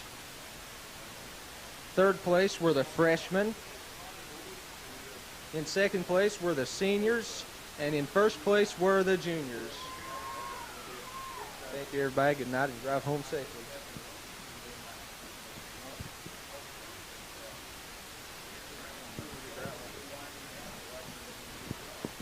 Evans back with you at Elkhorn City High School, and we played a half, and we've decided absolutely nothing, as we've got a 7-7 tie here going into the second half, and Elkhorn City and Phelps taking the field, and it will be Elkhorn City kicking the ball off to Phelps and to begin this second half. And you know, it's just been an interesting ball game. We've seen a lot of fumbles, a lot of interesting calls, and a lot of argument out here tonight by the amount of the officials and the coaches. Two pretty well evenly matched teams, Charlie, and while we've got just a moment here, we'd like to say congratulations to Miss Joy Beth Lewis for winning the 99-2000 homecoming queen up here, which you've seen it here at the homecoming halftime festivities on the Intermountain Sports. Elkhorn City will kick the ball off, and Kinder deep. Kinder will field the ball on his about the 10-yard line. He gets up past the 20, up to the 25, fumbles the football. Let's see who's got it back. Let's see who's got it. They're going to pull them off. Ed Phelps will recover the fumble, and they will start on about the 30-yard line. I'll tell you, we've had the ball's been hard to hold on to tonight. That pigskin's a little slick out there, I think. Not a slippery field, just hard to hold on to, evidently, here by both these squads here tonight, Charlie. Well, that's true, as, we've had a lot of fumbles, and, a lot of fumbles it won't go down in the books because, they were picked up by the offensive team. But everybody's had a real hard time handling the football tonight. And just for the record, Coach Akers has come back out in coaching attire this second half and given up the dress. So maybe he's going to take it more seriously in hopes that his team will. As Phelps in the I formation, the pitch back to Lane, and Lane is going to pick up maybe 2 or 3 yards. Let's see where they're going to spot him at. J.J. Lane, that's Steve Lane's brother. He'll be well for the first down, though, Charlie. He may have picked up like 2 or 3. Yeah, we'll give him a gain of 3, bring it up 2nd and 7. And Phelps coming back out to try to establish the running game in the first, since they were passing the ball well to begin the game, and then both teams in the second quarter ended up showing the offense just couldn't do anything with the ball, or maybe the opposing defense was playing that well. I'm not sure, but we had very little offense in the second quarter, and I'm sure both coaches have brought that up at the halftime. And the wishbone formation behind Lane.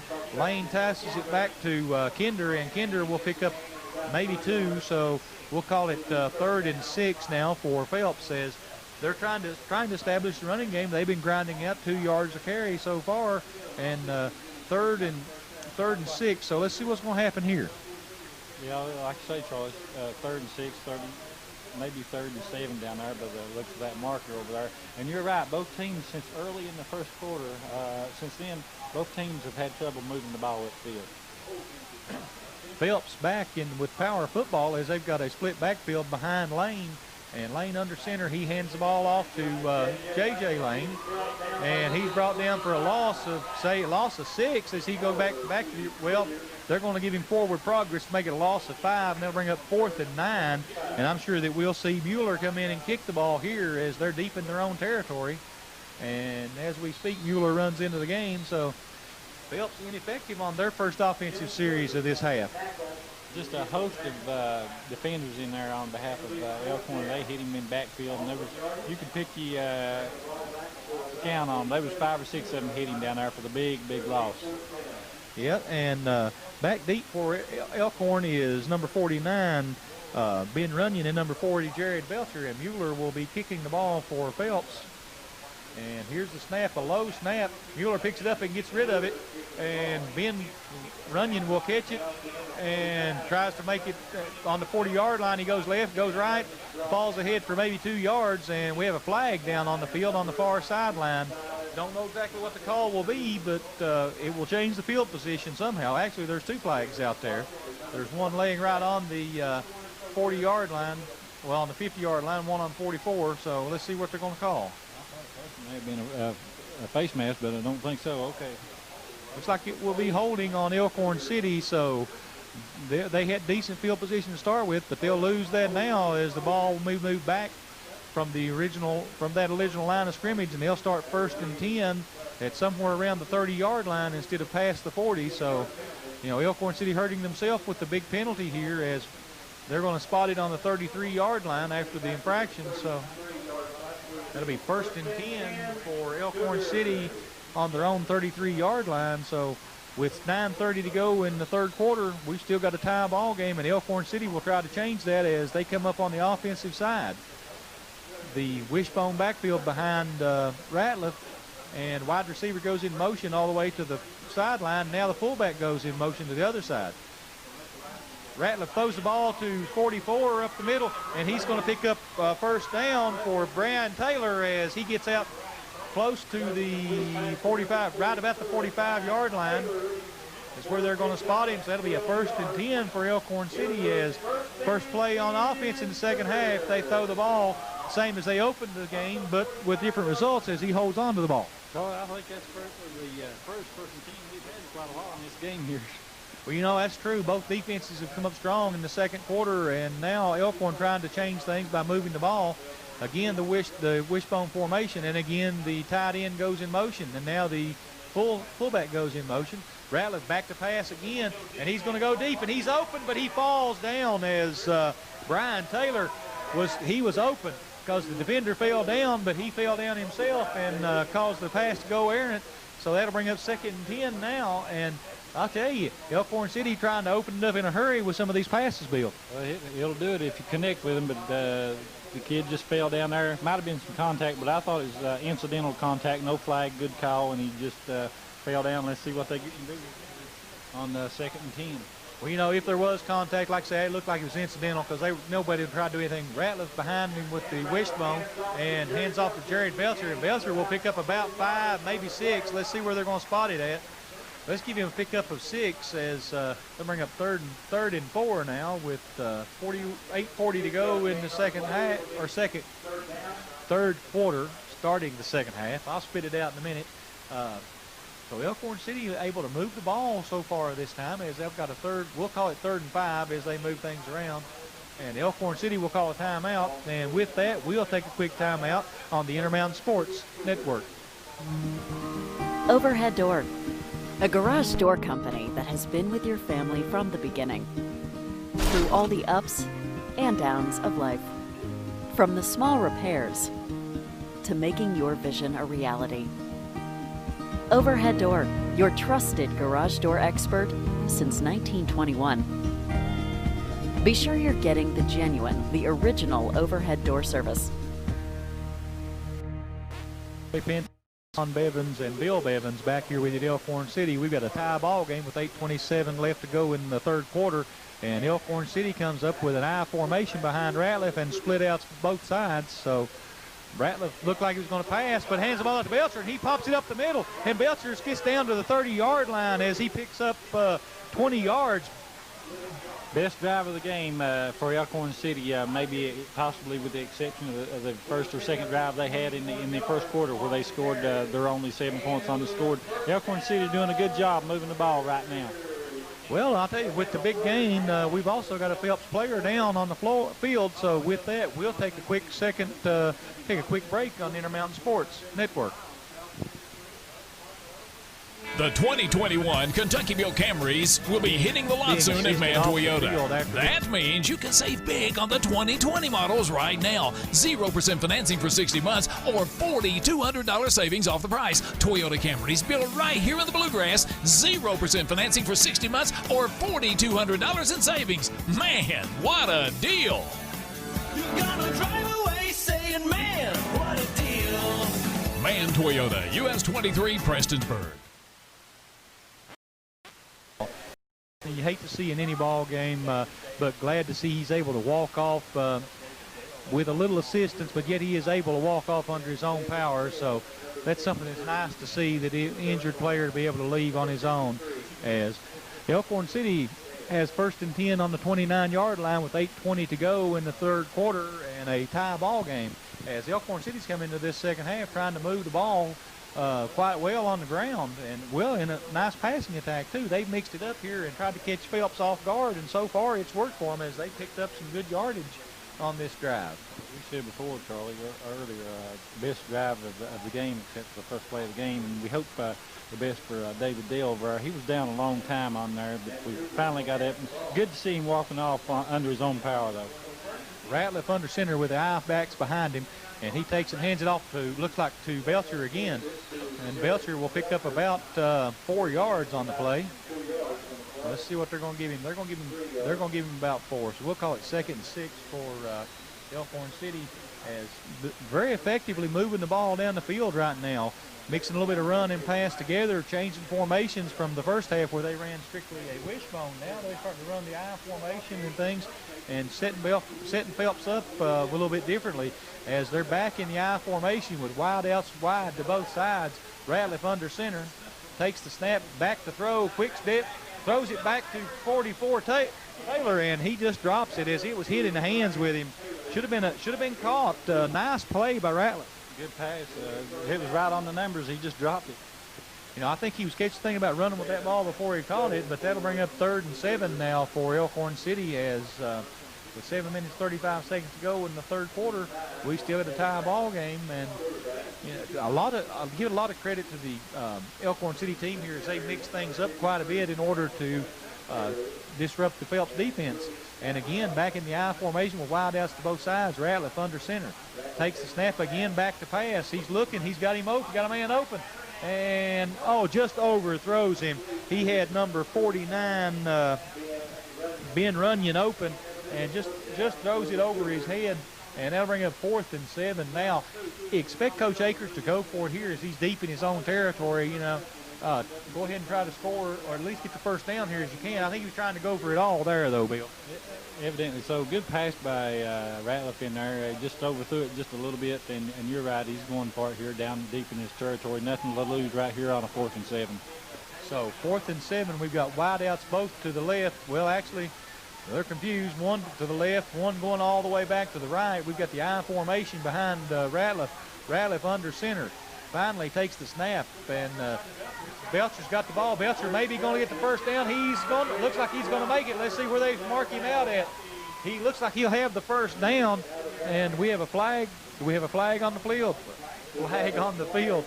It may be a late hit on Phelps, which will tack some more yards onto it, but I believe he's going to be real close to the first down if he doesn't have it. So we'll have to wait and see what's going to happen here. It's going to be a first down, and we have a personal foul against Phelps, so give him the first down and then add some points to it as Bill has a good eye on that one. Those penalties are key in a game like this where you're tied up 17, and that'll move that ball a whole lot closer to that goal line down there. Well, you know, yeah, they'll put them down. That's going to give them a 1st and 10 deep, maybe a 1st and goal. Let's see if it'll be inside the 10-yard line. Yep, they're going to be it'll be 1st and goal on the 9-yard line. So first and goal from the 9, and Elkhorn City with the wishbone behind Ratliff, and Ratliff takes it, hands it to 22 Lewis, and Lewis may have picked up a couple of yards. Let's see where he's going to be at.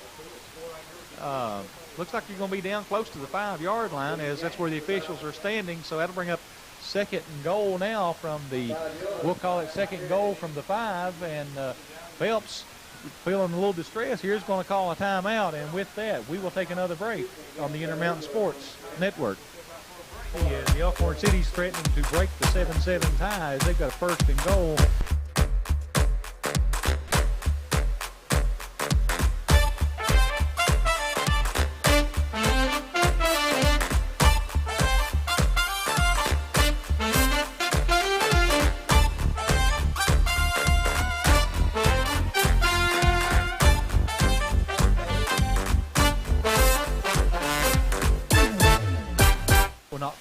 Second and goal down inside the 5-yard line.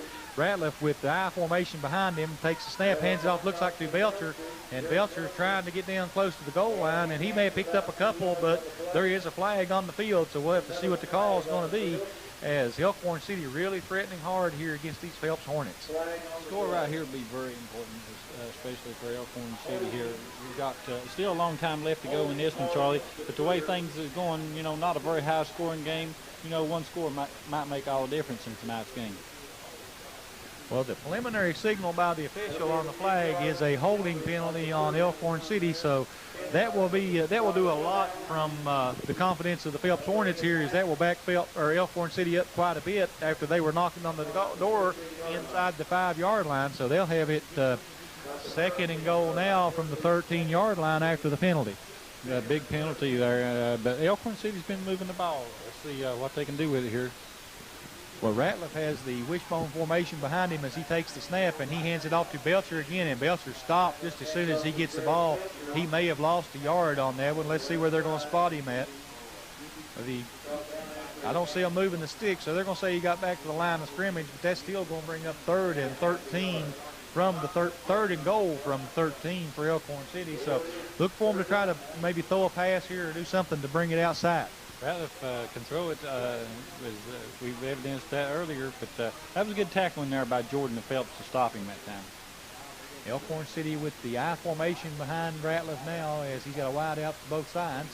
Long count, he takes a snap, drops back, he's going to throw it, and right off of the hands of Runyon, and quick pass there, trying to hit him on the crossing route as he came across the middle, and that'll bring up 4th down and goal from the 13. So let's see, do you go for the touchdown, or do you have a field goal kicker here? I don't really know anything about their kicking team, Charlie. Of course, look for Coach Akers maybe to go for it right here. And like I say, I've not seen really their kicking. These high school teams, they don't kick a whole lot of field goals anymore. No, they don't, and Ratliff back under center with the I formation behind him and split outs to both sides as he takes the snap, and he's back to throw with a short drop. He throws it across the middle and just thrown it right behind his receiver, Brian Taylor, and I'll tell you, if he'd put the ball in there, that'd have been a touchdown, but as it is, Phelps will take over 1st and 10 on the 13-yard line as the defense holds strong deep in their own territory. The Phelps offense has been unable to move the ball, though, and they're down low on their own goal down there. Let's see if they're able to move that ball upfield, and let's see if the defense of Elkhorn City can hold right here. Well, this is a bad situation for Phelps, as they really like that shotgun formation and throwing the ball quite a bit. And I tell you, that's a very dangerous situation to be in this part of the game. And obviously they think so too, as they're going to go with the wishbone formation, and Lane will be under center. He takes the snap and is going to pitch it out to J.J. Lane, and J.J. Lane's got a hole, and he's going to pick up some yardage as he gets out close, about the 15-yard line. So give him a pickup of about 3, maybe 4 yards. Well, let's give him 3, bringing up 2nd and 7 now for Phelps, as Phelps playing it real conservative down in there close to the goal line. You know who made the tackle on that? Nobody but Adam Ratliff, the quarterback for Elkhorn. So Adam's in there playing offense and defense right now, Charlie.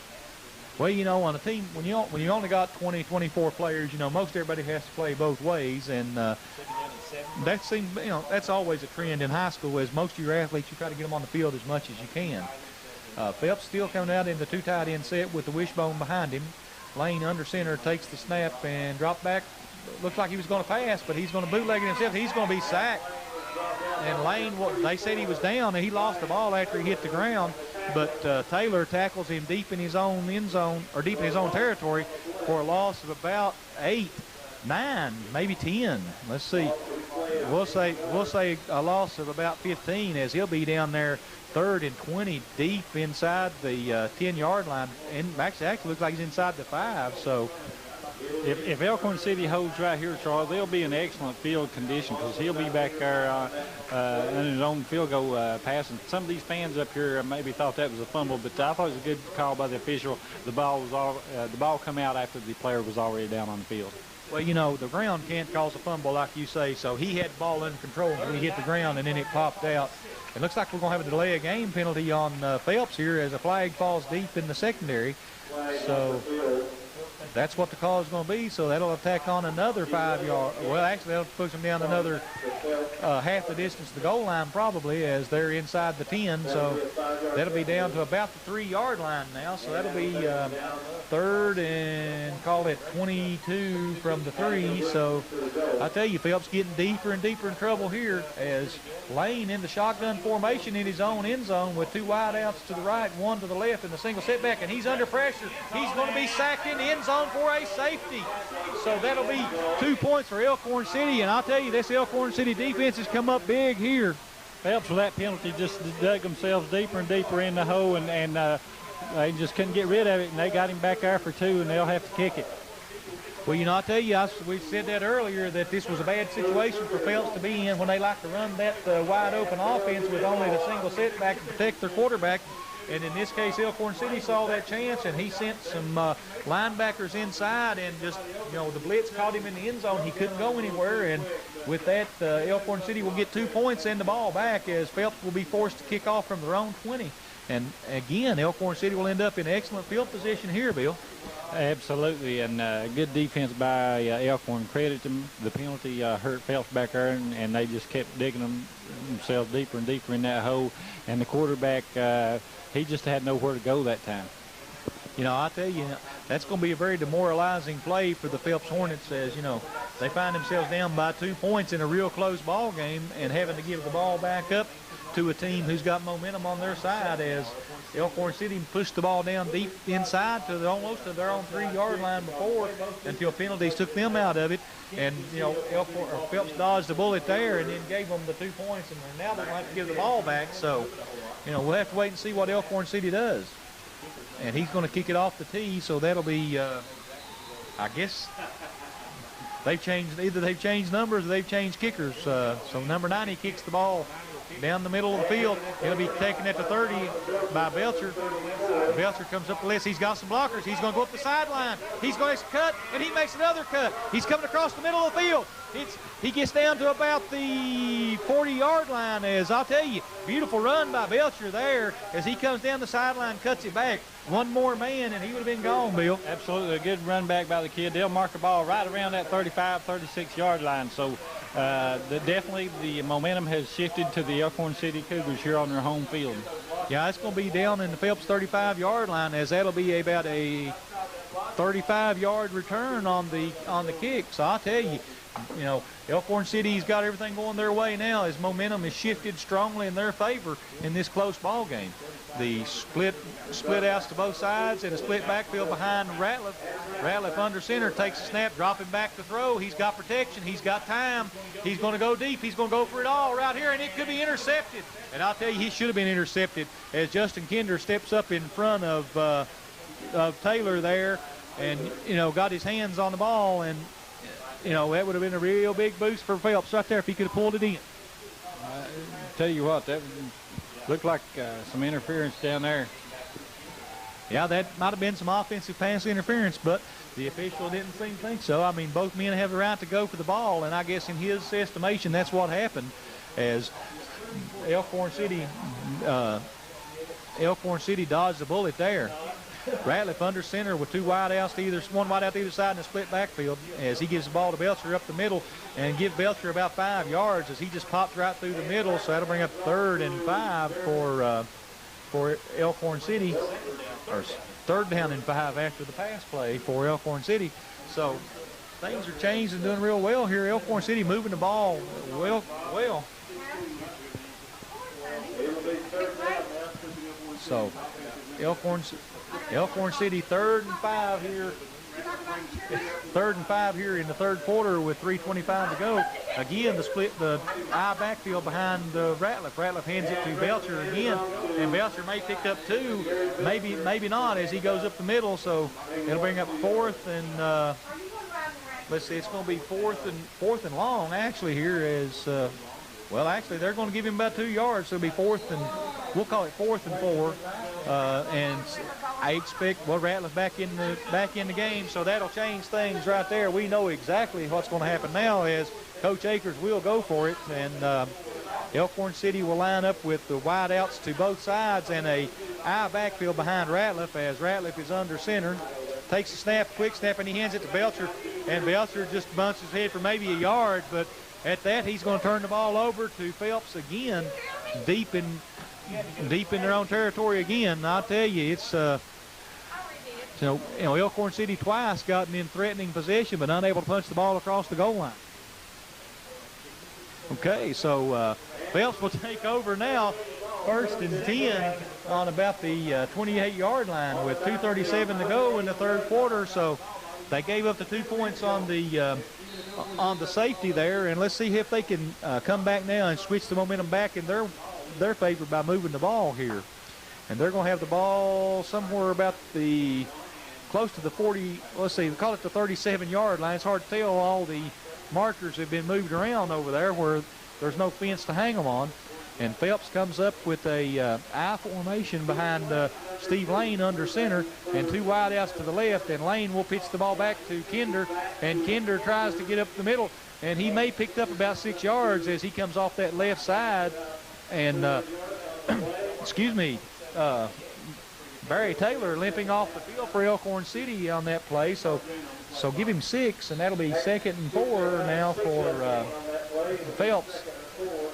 Well, if Phelps Hornets can get a little bit of momentum here, gain a few yards, I look for Coach David Kluske over there, maybe to turn Steve Lane loose with a long bomb or two here, because he showed us early in that first quarter that he does have an arm on him, and he can throw the ball. Let's see what they do.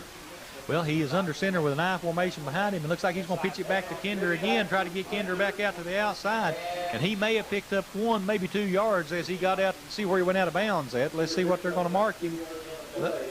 Looks like they're going to give him about 2, so that'll bring him up 3rd and 2 now as Phelps trying to move the ball on the ground by getting the ball to the quick back, Justin Kinder, and try to get him to the outside.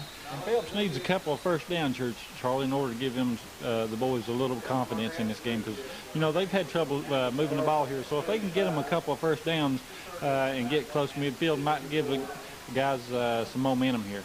Well, that's true. Momentum is definitely in the favor of Elkhorn City. As Elkhorn City coming hard with the rush here, and Kinder may have picked up first down yardage and did as he comes up the middle, and he'll get up close to the 40 on, call it 1st and 10 for Phelps, as J.J. Lane, not Kinder, picks up the first down.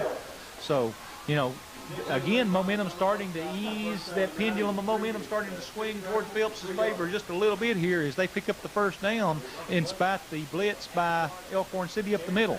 You're right, and like I say, if they can get them 1 or 2 more first downs, I still look for Coach Kluske maybe turn Steve Lane loose with the arm and throw the ball a little bit. Steve Lane under center with an I formation behind him, and again he'll pitch the ball back to Kinder and try to get him outside, and Kinder does and cuts back inside. It may pick up about 7 yards as good judgment by Kinder as the outside started to close down, and he comes back into the middle to pick up 7 yards, and that'll bring 2nd and 3 for Phelps as Phelps started, like I say, momentum swinging their direction as they're starting to move the ball pretty effectively on the ground on this drive, Bill. You're absolutely right. They've got the ball right near midcourt here from us as we're lined up right at midfield. So call it the 47, and Phelps again with the I formation. Lane pitches again to Justin Kinder, and Kinder will get close to the first down. Looks like he's going to be about a yard short as it'll bring up 3rd and 1 for Phelps now as, really putting everything on the shoulders of Justin Kinder, pitching the ball to him, trying to get him to the outside where he can use his speed and hope to break one up to the sideline. Well, we don't have the exact yardage that Kinder has added up tonight, but Phelps has been keeping him quite busy over there as he's the main ball carrier for this squad, obviously here tonight anyway. Well, he's got a lot of speed as they're trying to get him to the outside, and hopefully if he can break a couple of tackles, then he might be able to pick some good yardage on the outside. Again, the I formation.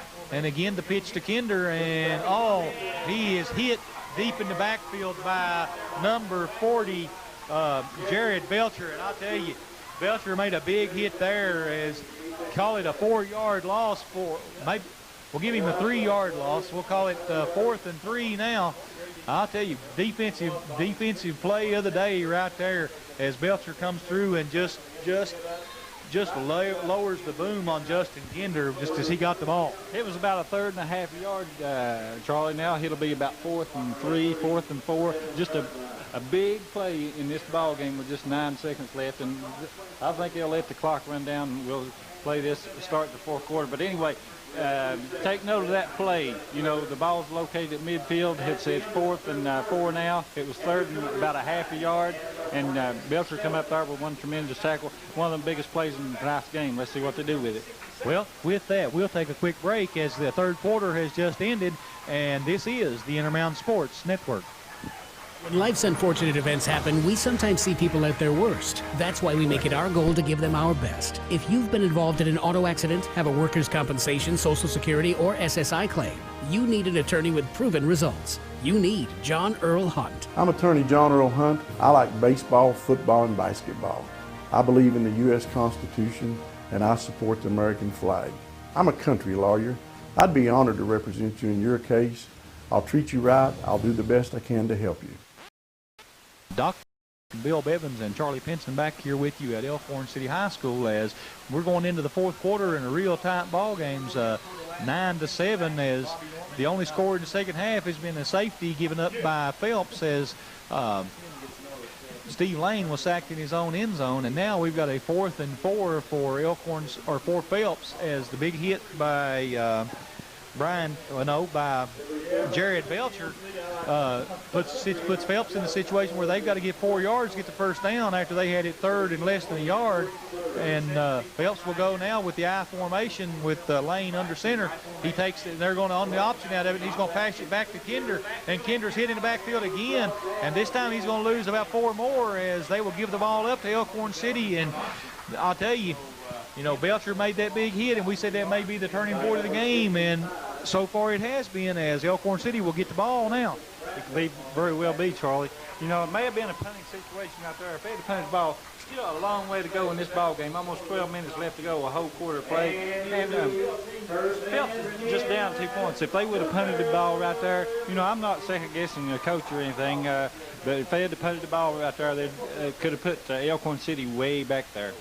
But instead, Elkhorn City will have the ball on their own 45-yard line as Ratliff under center with the wishbone behind him, and he's going to hand it to Lewis, and Lewis will pick up maybe a yard, maybe 2. Let's see what happens here. Call it 2nd and 8, and you know, Elkhorn City now trying to keep the ball on the ground, be conservative, eat up some clock, try to drive the ball down and score, but you want to do it with taking as much time as you can as the small 2-point lead going into this fourth quarter, and you know, it's kind of an interesting situation. And the way this game has been going, Charlie, if Elkhorn City were to sustain this drive and score, you know, 9-point difference in this game can make a big, big difference. Oh, absolutely. Call it 2nd and 8 from 4-3. We got a I formation behind and pitch back to Belcher, and I'll tell you, Belcher thought he was going to pick up some yards, but he was hit right at the line of scrimmage by number 74, Boney Gibson, and maybe he may have stretched out for a yard, maybe 2, but he was hit right at the line of scrimmage. And I tell you, Boney just put a nice hit on him. Now he's going to be 3rd and 7 now for, or 3rd and 8, we'll call it, for Elkhorn City. And again, the I formation with wide outs to both sides behind Ratliff as he is under center. Ratliff takes the snap, and he's back to throw. He's got time. No, he doesn't either. He's hit and stripped and fumble. Phelps will have the ball as just Steve Lane just takes the ball away from his counterpart as on the sack. He sacks Ratliff, knocks the ball loose, and Phelps was falling on the ball by number 60. I'm not sure who he is because we don't have a roster, but, you know, big momentum switch there for Phelps.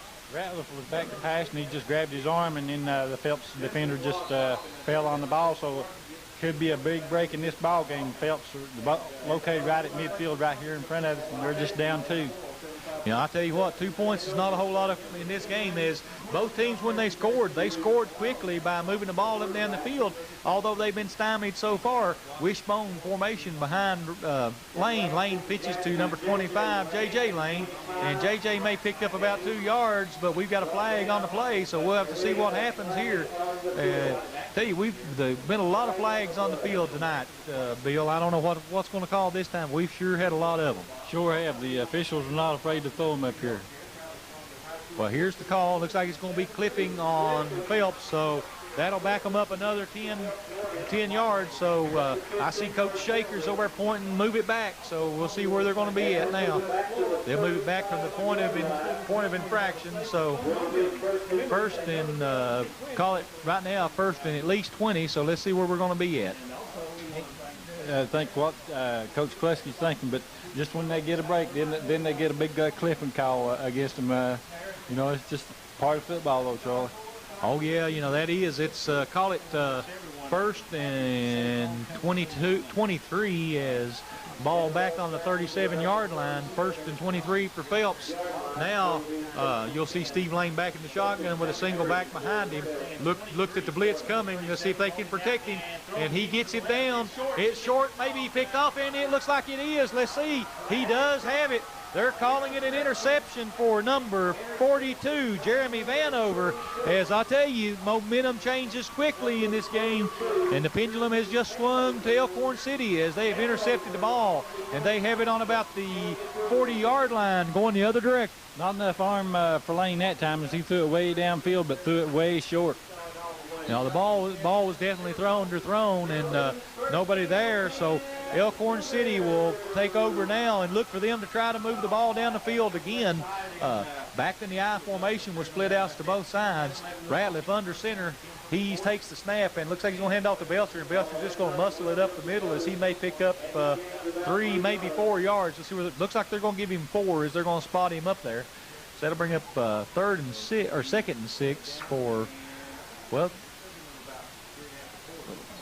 second and 6 for Elkhorn City. So I think you'll see him keep it on the ground quite a bit here as the passing game's not worked out well for either team here in this second half, Bill. You're right, Charlie, and Elkhorn City with that 2-point lead in possession of the ball, they want to kill some clock right here, but also Ratliff takes the snap and looks like they're going to be motioning in the backfield as the tailback moved ahead, even though Belcher may have picked up some yardage, but looks like he's going to lose 5. So that'll bring up second and 10 as the ball will be brought back to the original line of scrimmage to start this drive. And with 9:33 left, the clock is starting to become an ally for Elkhorn City. You know, even these penalties are not going to hurt them. The 5-yarders won't hurt them that bad as they were able to move the clock and get a chance to play it over again. So we'll call it second and 10 for Elkhorn City.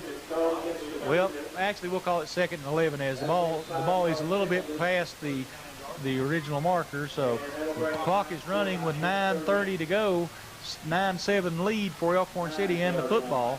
So Ratliff under center with the I formation behind him and split outs to both sides, and he's going to hand it to Belcher again, and Belcher breaks loose, and he picks up give him 9 yards as that'll bring up about second or third and 1.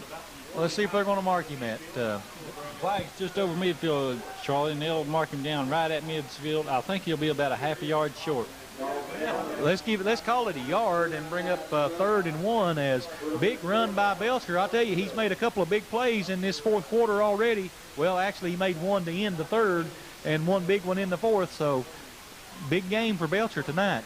The I formation with split out to this side and the quarterback sneak by Adam Ratliff.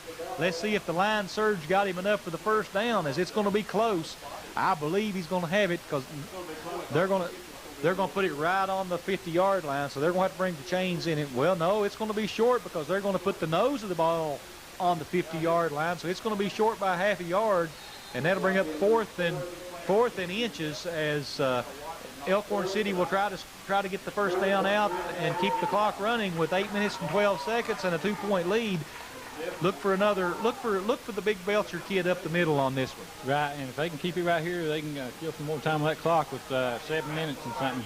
Ratliff tries the quarterback sneak. Let's see where they're going to spot him. They're going to spot him close, and it looks like he'll have it, but we'll have to. I'm sure they'll bring the sticks in and measure it, though, Bill. Forward progress.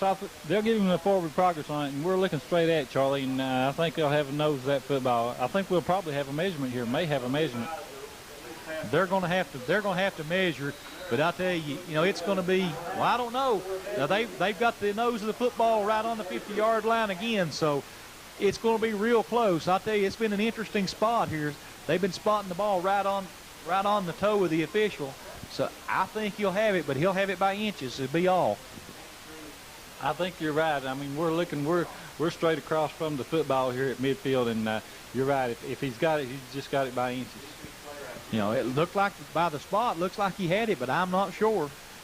Oh, yeah, they're going to stretch that. He's going to have it by half the length of the football. I mean, you're talking, you can see the threads of the football right square in the middle of that first down marker. And that was a big play for Elkhorn City, as now they've got the ball 1st and 10 with 7:56 to go. And they're right on the midfield line with 7:56 to go and a 2-point lead. You know, Elkhorn City wants to move the ball down the field and eat up some clock here if they can. Charlie, if they keep a ball on the ground and could get a couple more first downs, you know, things would be obviously in favor of the Elkhorn City Cougars. And Ratliff picks the ball back to Belcher, and Belcher hit in the backfield by Justin Lane, and he's going to pick up, we're going to lose 5, as that'll bring up 2nd and 15 now for Elkhorn City. And just as we were talking about the chance of them to get the first downs, they lose 5 yards and have a 2nd and 15 now. So, you know, Phelps still not giving up, as the defense is really coming up strong here. Still time for Phelps in this game. They're just down by 2 points and about 7.5 minutes left to go. If they can hold Elkhorn here, they've still got plenty of time to push it in for a score. Well, Elkhorn City now with a different quarterback, number 49 being at the quarterback, Ben Runyon. And, they're going to throw the halfback pass as Ratliff under pressure is going to try to run it. He's going to have a first down and then some. He's going to get down close to the 30-yard line. As, you know, beautiful play there by Ratliff. You know, everybody in the place knew that he was going to get the ball. When he flipped it back to him, they knew it was going to be the halfback pass. But, you know, the pass defense broke down, and everybody was on the right-hand side of the field, so he goes up the left-hand sideline and picks up some big yardage and a big first down for Elkhorn City, Bill. Nice play called by Coach Randall Akers that time, as Runyon just tossed it back to Ratliff. And you're right, the play was down right field, and Ratliff just kicked it down left field, picked up the first down plus additional yardage. Well, you know, the defense of Phelps covered the play well, but the breakdown came after he saw the open field on the left-hand side of the field. Ratliff under center with the I formation behind him and split out to both sides. Hands it off to Belcher, and Belcher will rumble ahead for about 5 as Elkhorn City going back to what's worked for them so far tonight. That's Mr. Belcher running the ball right up the middle, and he'll pick up 5. That'll bring up 2nd and 7. I think if Elkhorn City punches in right here, you know, might dampen the spirits of the Phelps Hornets a little bit. It'll be tough for them to come back, because, you know, they would need a touchdown and a field goal to win it if Elkhorn City could punch it in right here, Charlie. Well, we're going to have time to think about it, as Elkhorn City will take a timeout, and with that, we will take a timeout on the Intermountain Sports Network. Microtech Security, we strive to provide peace of mind through a safer, smarter home backed by quality, reliable customer service. We are a local company with local people that are here to serve your home and businesses with the top products in the security industry. We have monitoring services available starting as low as $19.95 a month. Call us today to discuss our bundling options. 606-478-9100. With Microtech, security is a family matter. Bill Bevins and Charlie Benson back here with you at Elkhorn City, as Elkhorn City has a 2nd and 5 with 6:26 to go in the ball game and a 2-point lead. So Elkhorn City starting to move the ball quite a bit, and don't know what happened there, but we saw a Phelps Hornet come all the way across the field into the backfield before the ball was snapped. So I don't know what the deal is. Well, let's see. I guess they're going to say that the center moved the football. It'd be illegal motion, so that'll be a 5-yard penalty. So that'll bring up 2nd and 10 now, as a heads-up play by the Phelps defender. He saw the ball move, so he jumps across the line of scrimmage to make the play happen, and that'll cost Elkhorn City 5 yards. That'll bring up 2nd and 10 now from the 30-yard line, as, you know, like I say, Phelps still in this ball game, as they're hanging in there tough on defense. Elkhorn City back under with the wishbone formation behind him now. Ratliff under center. Long count, takes the snap and looks the inside handoff to Gortney. He's going to have a first down. Only game-saving tackle there, as he was pulled down from the back. Tony Gortney came from the tight end position. Everybody expected the ball to be run up the middle by one of the big backs, and they give it to the tight end, let him cut up the middle, and it'll be a first down as he gets down right about the let's call it the 15-yard line, and all of a sudden Elkhorn City threatening to score again with 6:17 to go in this ball game. Wow, Charlie, and just a real nice run by Tony Courtney right up the middle there.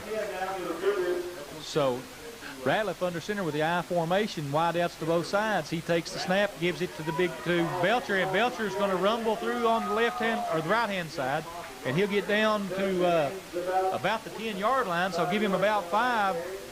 Well, let's see, give him 4. We'll call it 2nd and 6 now. Well, actually give him 8. I guess that's the 5-yard line instead of the 10-yard line. So second and 2 now is 5 minutes, 40 seconds to go in this ball game. Elkhorn City trying to put it away. If they can score here, that will make it awful hard on the Phelps Hornets. Sure would, Charlie, and I believe Belcher's got close to about 100 yards now, probably about 95 now. And the give to Belcher up the left-hand side, and he's going to get down close to the goal line. They're going to spot him at the 1-yard line. That'll be, looks like they're going to put it on the 2-yard line. That'll be 1st and goal from the 2. And Elkhorn City really looking good here with 5:21 to go in the game and the clock running. They've got a 2-point lead. That'd definitely be that old saying, Charlie, sitting in the driver's seat if they could punch it in right here. Well, we said we had 2 evenly matched teams in through 3 quarters and half of the 4th. It's a 2-point ball game. So Elkhorn City 1st and goal from the 2. The I formation behind Ratliff.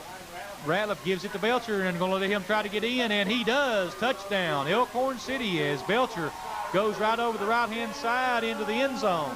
So that will make your score 15-7 with 4 minutes, 53 seconds to go in this ball game. And Big Mo riding high on the side of Elkhorn City now, Bill.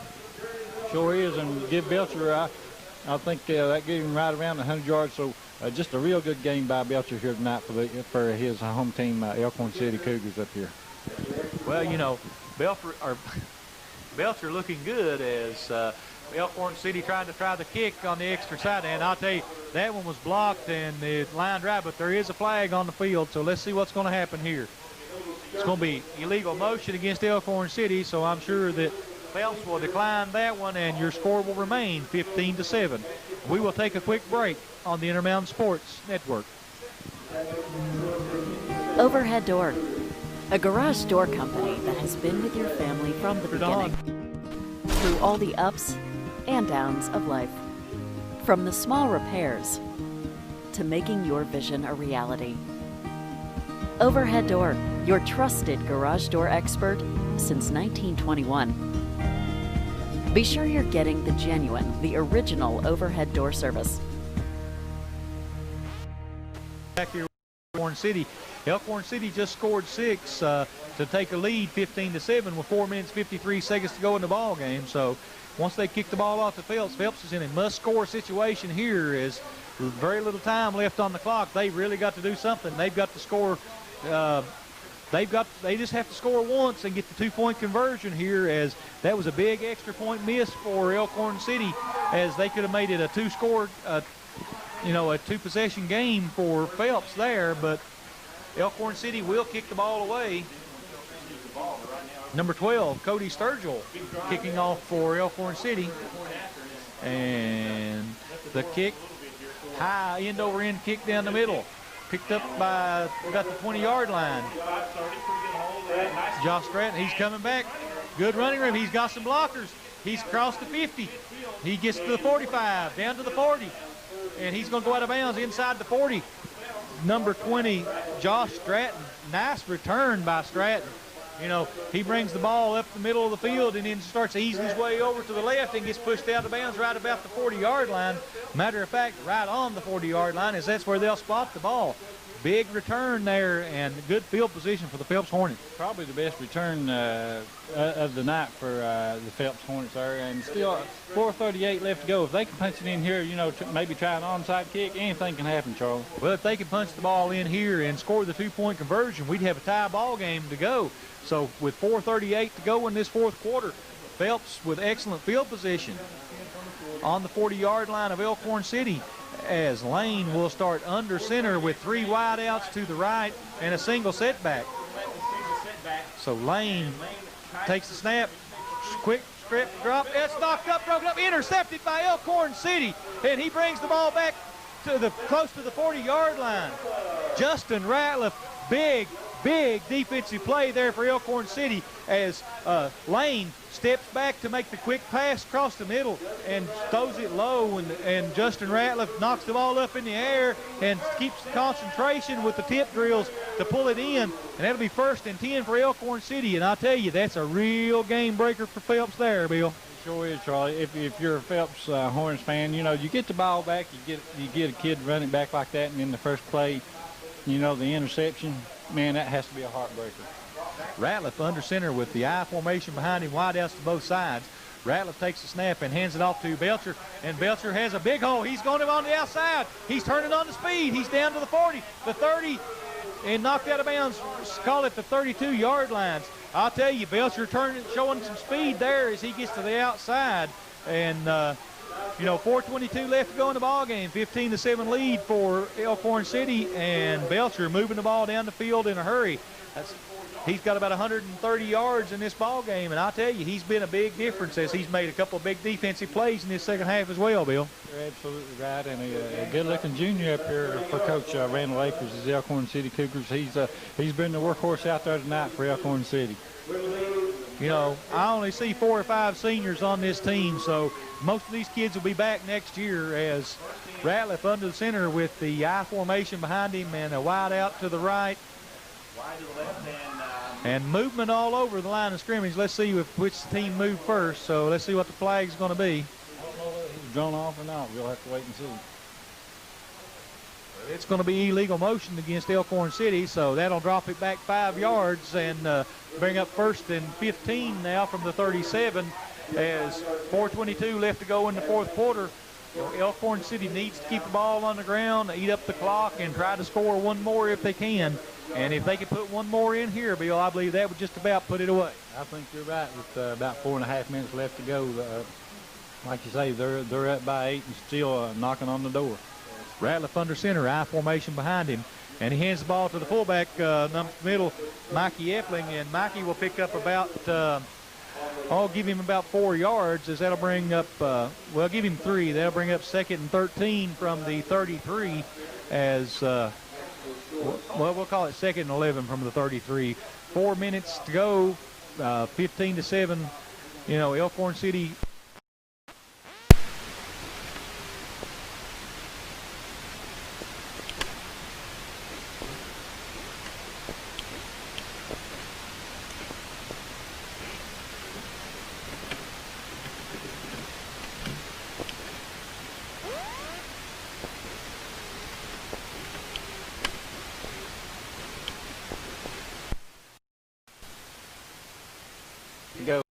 Being 3rd down and 13, if they don't make it, I'm sure they'll even try for it on 4th down. They've got 2 downs to make it here, and if they can get one more first down, they will definitely be in good shape. Ratliff under center with the I formation. He's going to throw. He's got it up in the air and right through the tailings of Brian Taylor, and so that will stop the clock with 3 minutes 10 seconds to go. Kind of an interesting call there. Why do you throw a pass play when the clock is in your favor?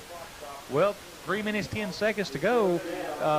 15-7, a chance to take the interception there. I don't know. Kind of an interesting call by Coach Akers. I guess he thought he was going to fool the defense. He fooled me. Of course, you're right. I mean, he was wanting evidently the first down, and if you get it, you've got 4 more plays and take a lot more time off the clock. Well, Elkhorn City in punt formation now. Runyon's going to deep, and he's low snap. He gets it off, and he's hit again after the kick, and that's going to be another roughing the kicker penalty on Phelps. And I tell you what, if there ever was a big penalty, that's it. I think that might have sealed it for the Phelps Hornets because, really no excuse for that. He had already gotten the kick off. I guess the momentum of the defensive player just pushed him right into the kicker. And, the official standing right there, he had to throw it, Charlie. Steve Lane, the quarterback for Phelps on that play, came through and you knew it was coming because of the low snap. He got a good rush in there, but the rule is if you don't get a finger on that football and you hit the punter, it's going to be roughing the punter, and that's an automatic first down. So they're going to have the ball right on the 20-yard line. So that'll be 1st and 10 for Elkhorn City with 3 minutes and 9 seconds to go in the ball game. look for him to put the ball on the ground here and just eat this last 3 minutes of the clock up. And the handoff to Belcher. Belcher just rumbles up the left side, and he'll pick up about 3 yards. Give him 3. We'll call it 2nd and 7. But the most important thing is the clock is still running. It's down under 3 minutes. We're at about 2:55 with 2:55 to go in the fourth quarter. 15-7 the score. Elkhorn City with the ball, so everything in their favor here at this point. You're absolutely right, and again, just look for Elkhorn just to keep it on the ground and try to punch it in here. I expect Ratliff to give the ball to Belcher about every play here, and again, he gives it to Belcher. Belcher off the right side, he may pick up about 2, and you just see Ratliff just jogging over here to the side, and we have another flag down on the field as another extracurricular activity back there in the backfield. It looks like it may be on Elkhorn City as the Phelps people back there clapping their hands in the secondary. So let's see what the call is going to be as the officials are standing there discussing it and meeting on it. There's some unsportsmanlike conduct we'll see there. And it will be unsportsmanlike conduct on Elkhorn City. So that will back up Elkhorn City. That'll bring up third. Well, actually, see, that one's after the play, so they get a 15-yard penalty after the play. So that's and looks like number 2, Tony Gordon, coming out of the ball game. Don't know if that penalty was on him or not, but he was upset leaving with 2:27 to go. That'll bring up, we'll call it, bring it back to the 30-yard line, so we'll call it 3rd and 20. We'll call it 3rd and 20 for Elkhorn City with 2:24 to go in the ball game. And I'll tell you, big penalty there as the penalty keeping Phelps alive. Even with the low time left, they could score. One score would tie the ball game if they could convert the extra point. The pitch back to Belcher, and Belcher hit in the backfield, but he breaks the tackle. He's going to get out. He'll get out maybe to the 25-yard line as they run him out of bounds. Now, that's another thing. You want to try to keep in the bounds if you can, keep that clock running. But with 2 minutes, 5 seconds to go, it'll be 4th and long for Elkhorn City, Bill. You're right. You still got the one play, and if they could pick up a first down, obviously this game would be over. A real important play. And on the other hand, if you're Phelps Hornets, you get the ball back, you got one last chance. If you can punch it in for 6, possibly go for 2. It's still really not over. But the odds have to be in favor of the Elkhorn City Cougars at this point. Well, Ratliff under center with wideouts to both sides and the eye backfield behind him. Look for the pass, and he's back to pass. He has time and protection. He gets it up. He's got a man open, but he just overthrows him out of bounds is Brian Taylor. So he was trying to get the ball out of bounds with 2 minutes to go in the ball game. Looks like that Phelps will have the ball, so look for Phelps to go back to that 4 wideouts and that shotgun formation and try to move the ball down the field in a hurry, Bill. The defense of Elkhorn City now, they've been doing a good job all night. Let's see if they got to hold at least one more time here, Charlie. Well, that's true. They've got the 8-point lead, but that's coincidentally that's all it's going to take for Phelps to tie it up. That's a touchdown and a 2-point conversion. As that missed extra point kick a while ago looms big in this ball game now if Phelps can move the ball against Elkhorn City. And Steve Lane in the shotgun formation, 2 wideouts to the left, 2 to the right, and a single setback. Lane waits the snap. He gets it. Good snap. He's got some time. He's running to the right.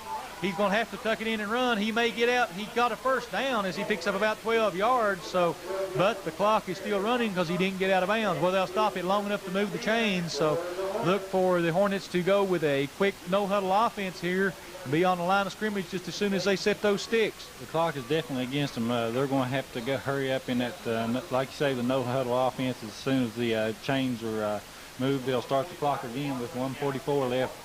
Well, obviously they're not going to do that because they're in the huddle talking it over now with 1:39 to go. And matter of fact, they're taking a long time in the huddle with less than 2 minutes to go in a ball game.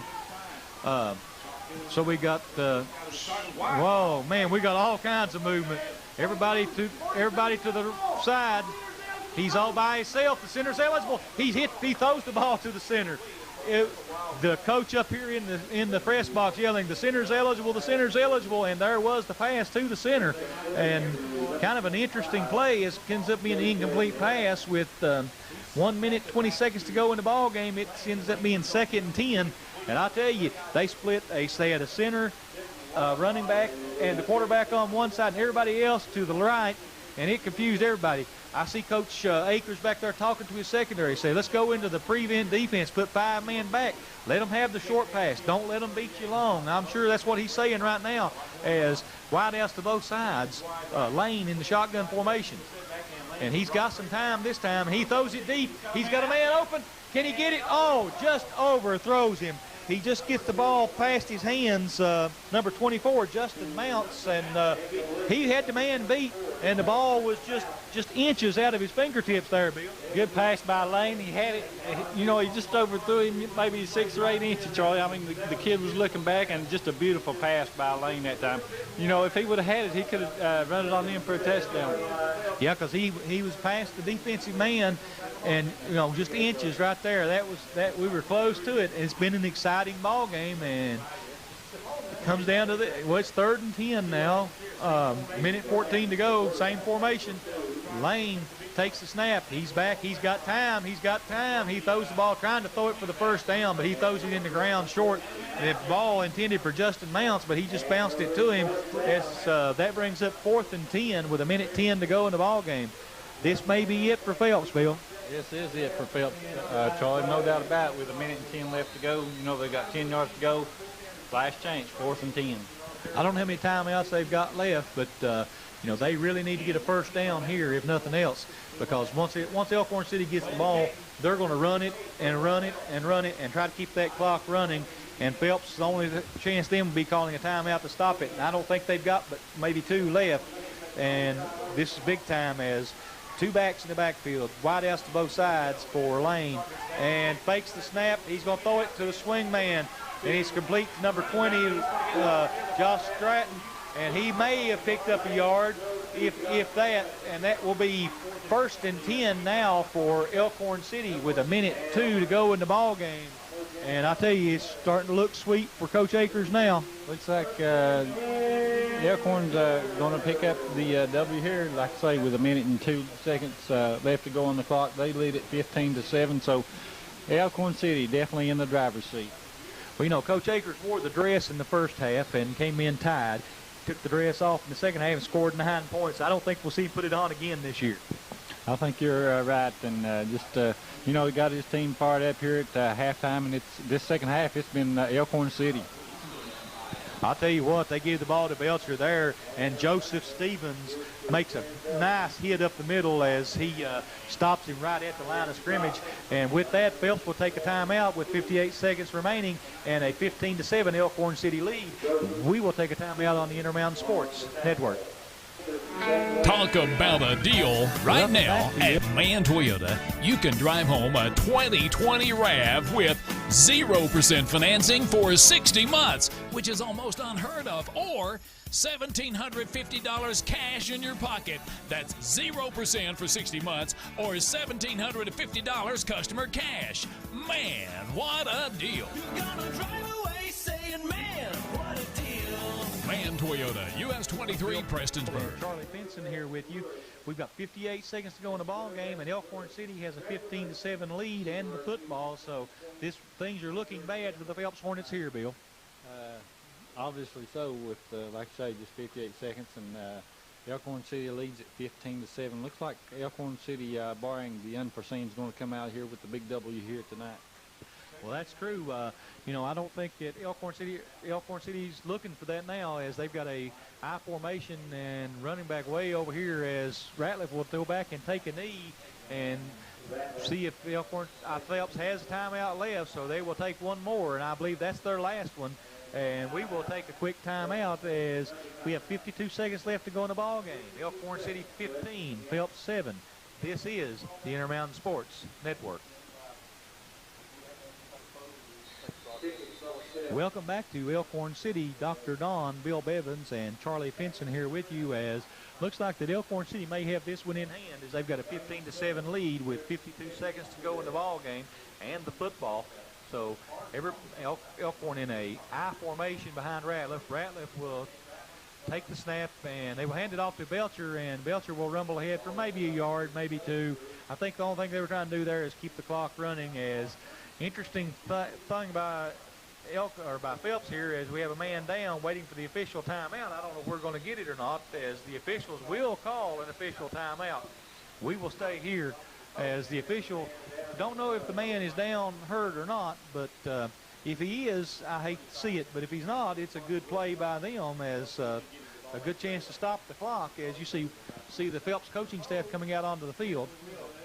I believe that's number 25 for Phelps. 25. That's J.J. Lane for Elkhorn, for Phelps. And it's a bad chance to get hurt this late in the ball game, but Elkhorn City has the ball, 4th and 10, 15-7 lead, and 35 seconds to go on the clock as the officials, I'm sure Coach Kluski saying, what took you so long to call the official timeout? But the official saying, hey, I wasn't sure if he was just trying to stop the clock or not. And I'm sure that's the discussion that just went on there. And Kluski's saying, hey, I'm worried about my kid. I don't care about the clock at this point. And that's an admirable thing. But, the officials probably was wondering, said, well, is he just trying to stop the clock here or is he really hurt? So he is being helped up to his feet and going to be escorted off the field. Looks like it's his ankle down there, Charlie. Peeled his ankle or somebody come over the top of it or something. I think that we said that was 25. I guess we're backwards. That's 52. It's same two numbers, but we don't have him on our list. So, all we can tell you is his number is 52, and he's walking off the field on his own power. So I hope that he's doing okay. Jay Davidson, we've just been informed, is the player's name. So we got 35 seconds. 4th and 10. Well, actually, it'll be 4th and 14 from the 38-yard line. Elkhorn City has a 15-7 lead. Do you try to run the ball here and try to run the ball around and kill the clock, or do you punt it away and put them deep in their own end zone, Bill? Well, we'll have to leave that call to Mr. Randall Akers, our Charlie. He's the coach here. 4th and 10, and we'll see. Well, Ratliff's still in the ball game, so I expect Ratliff to maybe be okay. They start the clock back after the timeout, so this ball game may be over as delay a game penalty now against Elkhorn City. So that'll bring up 4th and 19 with 9 seconds to go on the ball game. 15-7 lead. Look for Elkhorn City now to take the snap, probably go into shotgun formation, and just let Ratliff run around in the backfield if they can. Try to get the ball to somebody, run the ball wide as much as you can, and try to eat up that clock. Maybe give them one play, no more than that. As well, they're going to take a timeout and think about it, and we'll keep it right here and talk about it a little bit. Matter of fact, we'll probably do most of our closing out the game right here as 9 seconds to go, 15-7, barring a miraculous play. It looks like Elkhorn City will win their first district game, Bill. I think you're right. And Charlie, it's been a good game. Both teams got in the scoring column early on in the first quarter. May have scored on their first drive. I don't really recall, but it was all tied up 7-7, and then the big safety that Elkhorn City got against Phelps down there low, and Phelps had to kick off to him, got one more touchdown in there. Belcher running in for 10 or 12 yards, and just one heck of a game by this kid Belcher. He's had a great game, probably 130, 140 yards on tonight's game for Coach Akers. Well, that's true. Belcher has done well, and Jared Belcher is only a junior, so he'll be back here next year to play for Coach Akers, and that's something that's good to see. We see a lot of young kids out here on both teams getting a lot of experience, and you hope these coaches can come back next year and make a positive out of what's been probably a disappointing season. As here's maybe the last play of the game as Ratliff under the center with split backs behind him, and looks like we're going to have a 5-yard penalty on Phelps as it'll be an offsides penalty, and with 1 second elapsed off the clock. 15-7, still your score. 8 seconds to go in the ball game. So the clock may start after the penalty. I'm not sure. I think so. And if that's true, then this ball game is over. And that's a sad way. I hate to see that happen to Phelps, but we'll have to wait and see what happens. And it will be encroachment on the defense. There'll be 5 yards. It'll still be 4th and 12 or 4th and 14, but there's only 8 seconds to go. And I believe they will start the clock, and they do. Well, I thought they did. Maybe not. The clock hadn't started, so we have 15-7, 8 seconds to go. And we're waiting on the snap, and everybody back up on the line of scrimmage. Ratliff takes the ball. He's going to run around with it. He's going to run wide. He's going to keep running. Try not to get out of bounds. 1 second, and that's it. the ball game is over. Your winner, Elkhorn City, 15-7. So Elkhorn City wins their first district game, and disappointing loss for the Phelps Hornets as they were in this one most of the ball game. You're right, and these Elkhorn City Cougars come out of here with a big district win here over these Phelps Hornets here tonight, Charlie, on their own home field. We know that's always a big thing for Elkhorn City. This is their homecoming night. Coach Akers came out early in a dress. We had a lot of beautiful girls here at the halftime. We want to go back and congratulate Joey Beth Lewis, the homecoming queen, and all the members of her court. We also want to congratulate Coach Akers and his Elkhorn City Cougars on their first district win of the season. And we want to wish good luck to the Phelps Hornets as they finish out their season. This is the Intermountain Sports Network. For Dr. Don, Bill Bevins, this is Charlie Pinson, and thank you for watching, and we hope to see you again next week.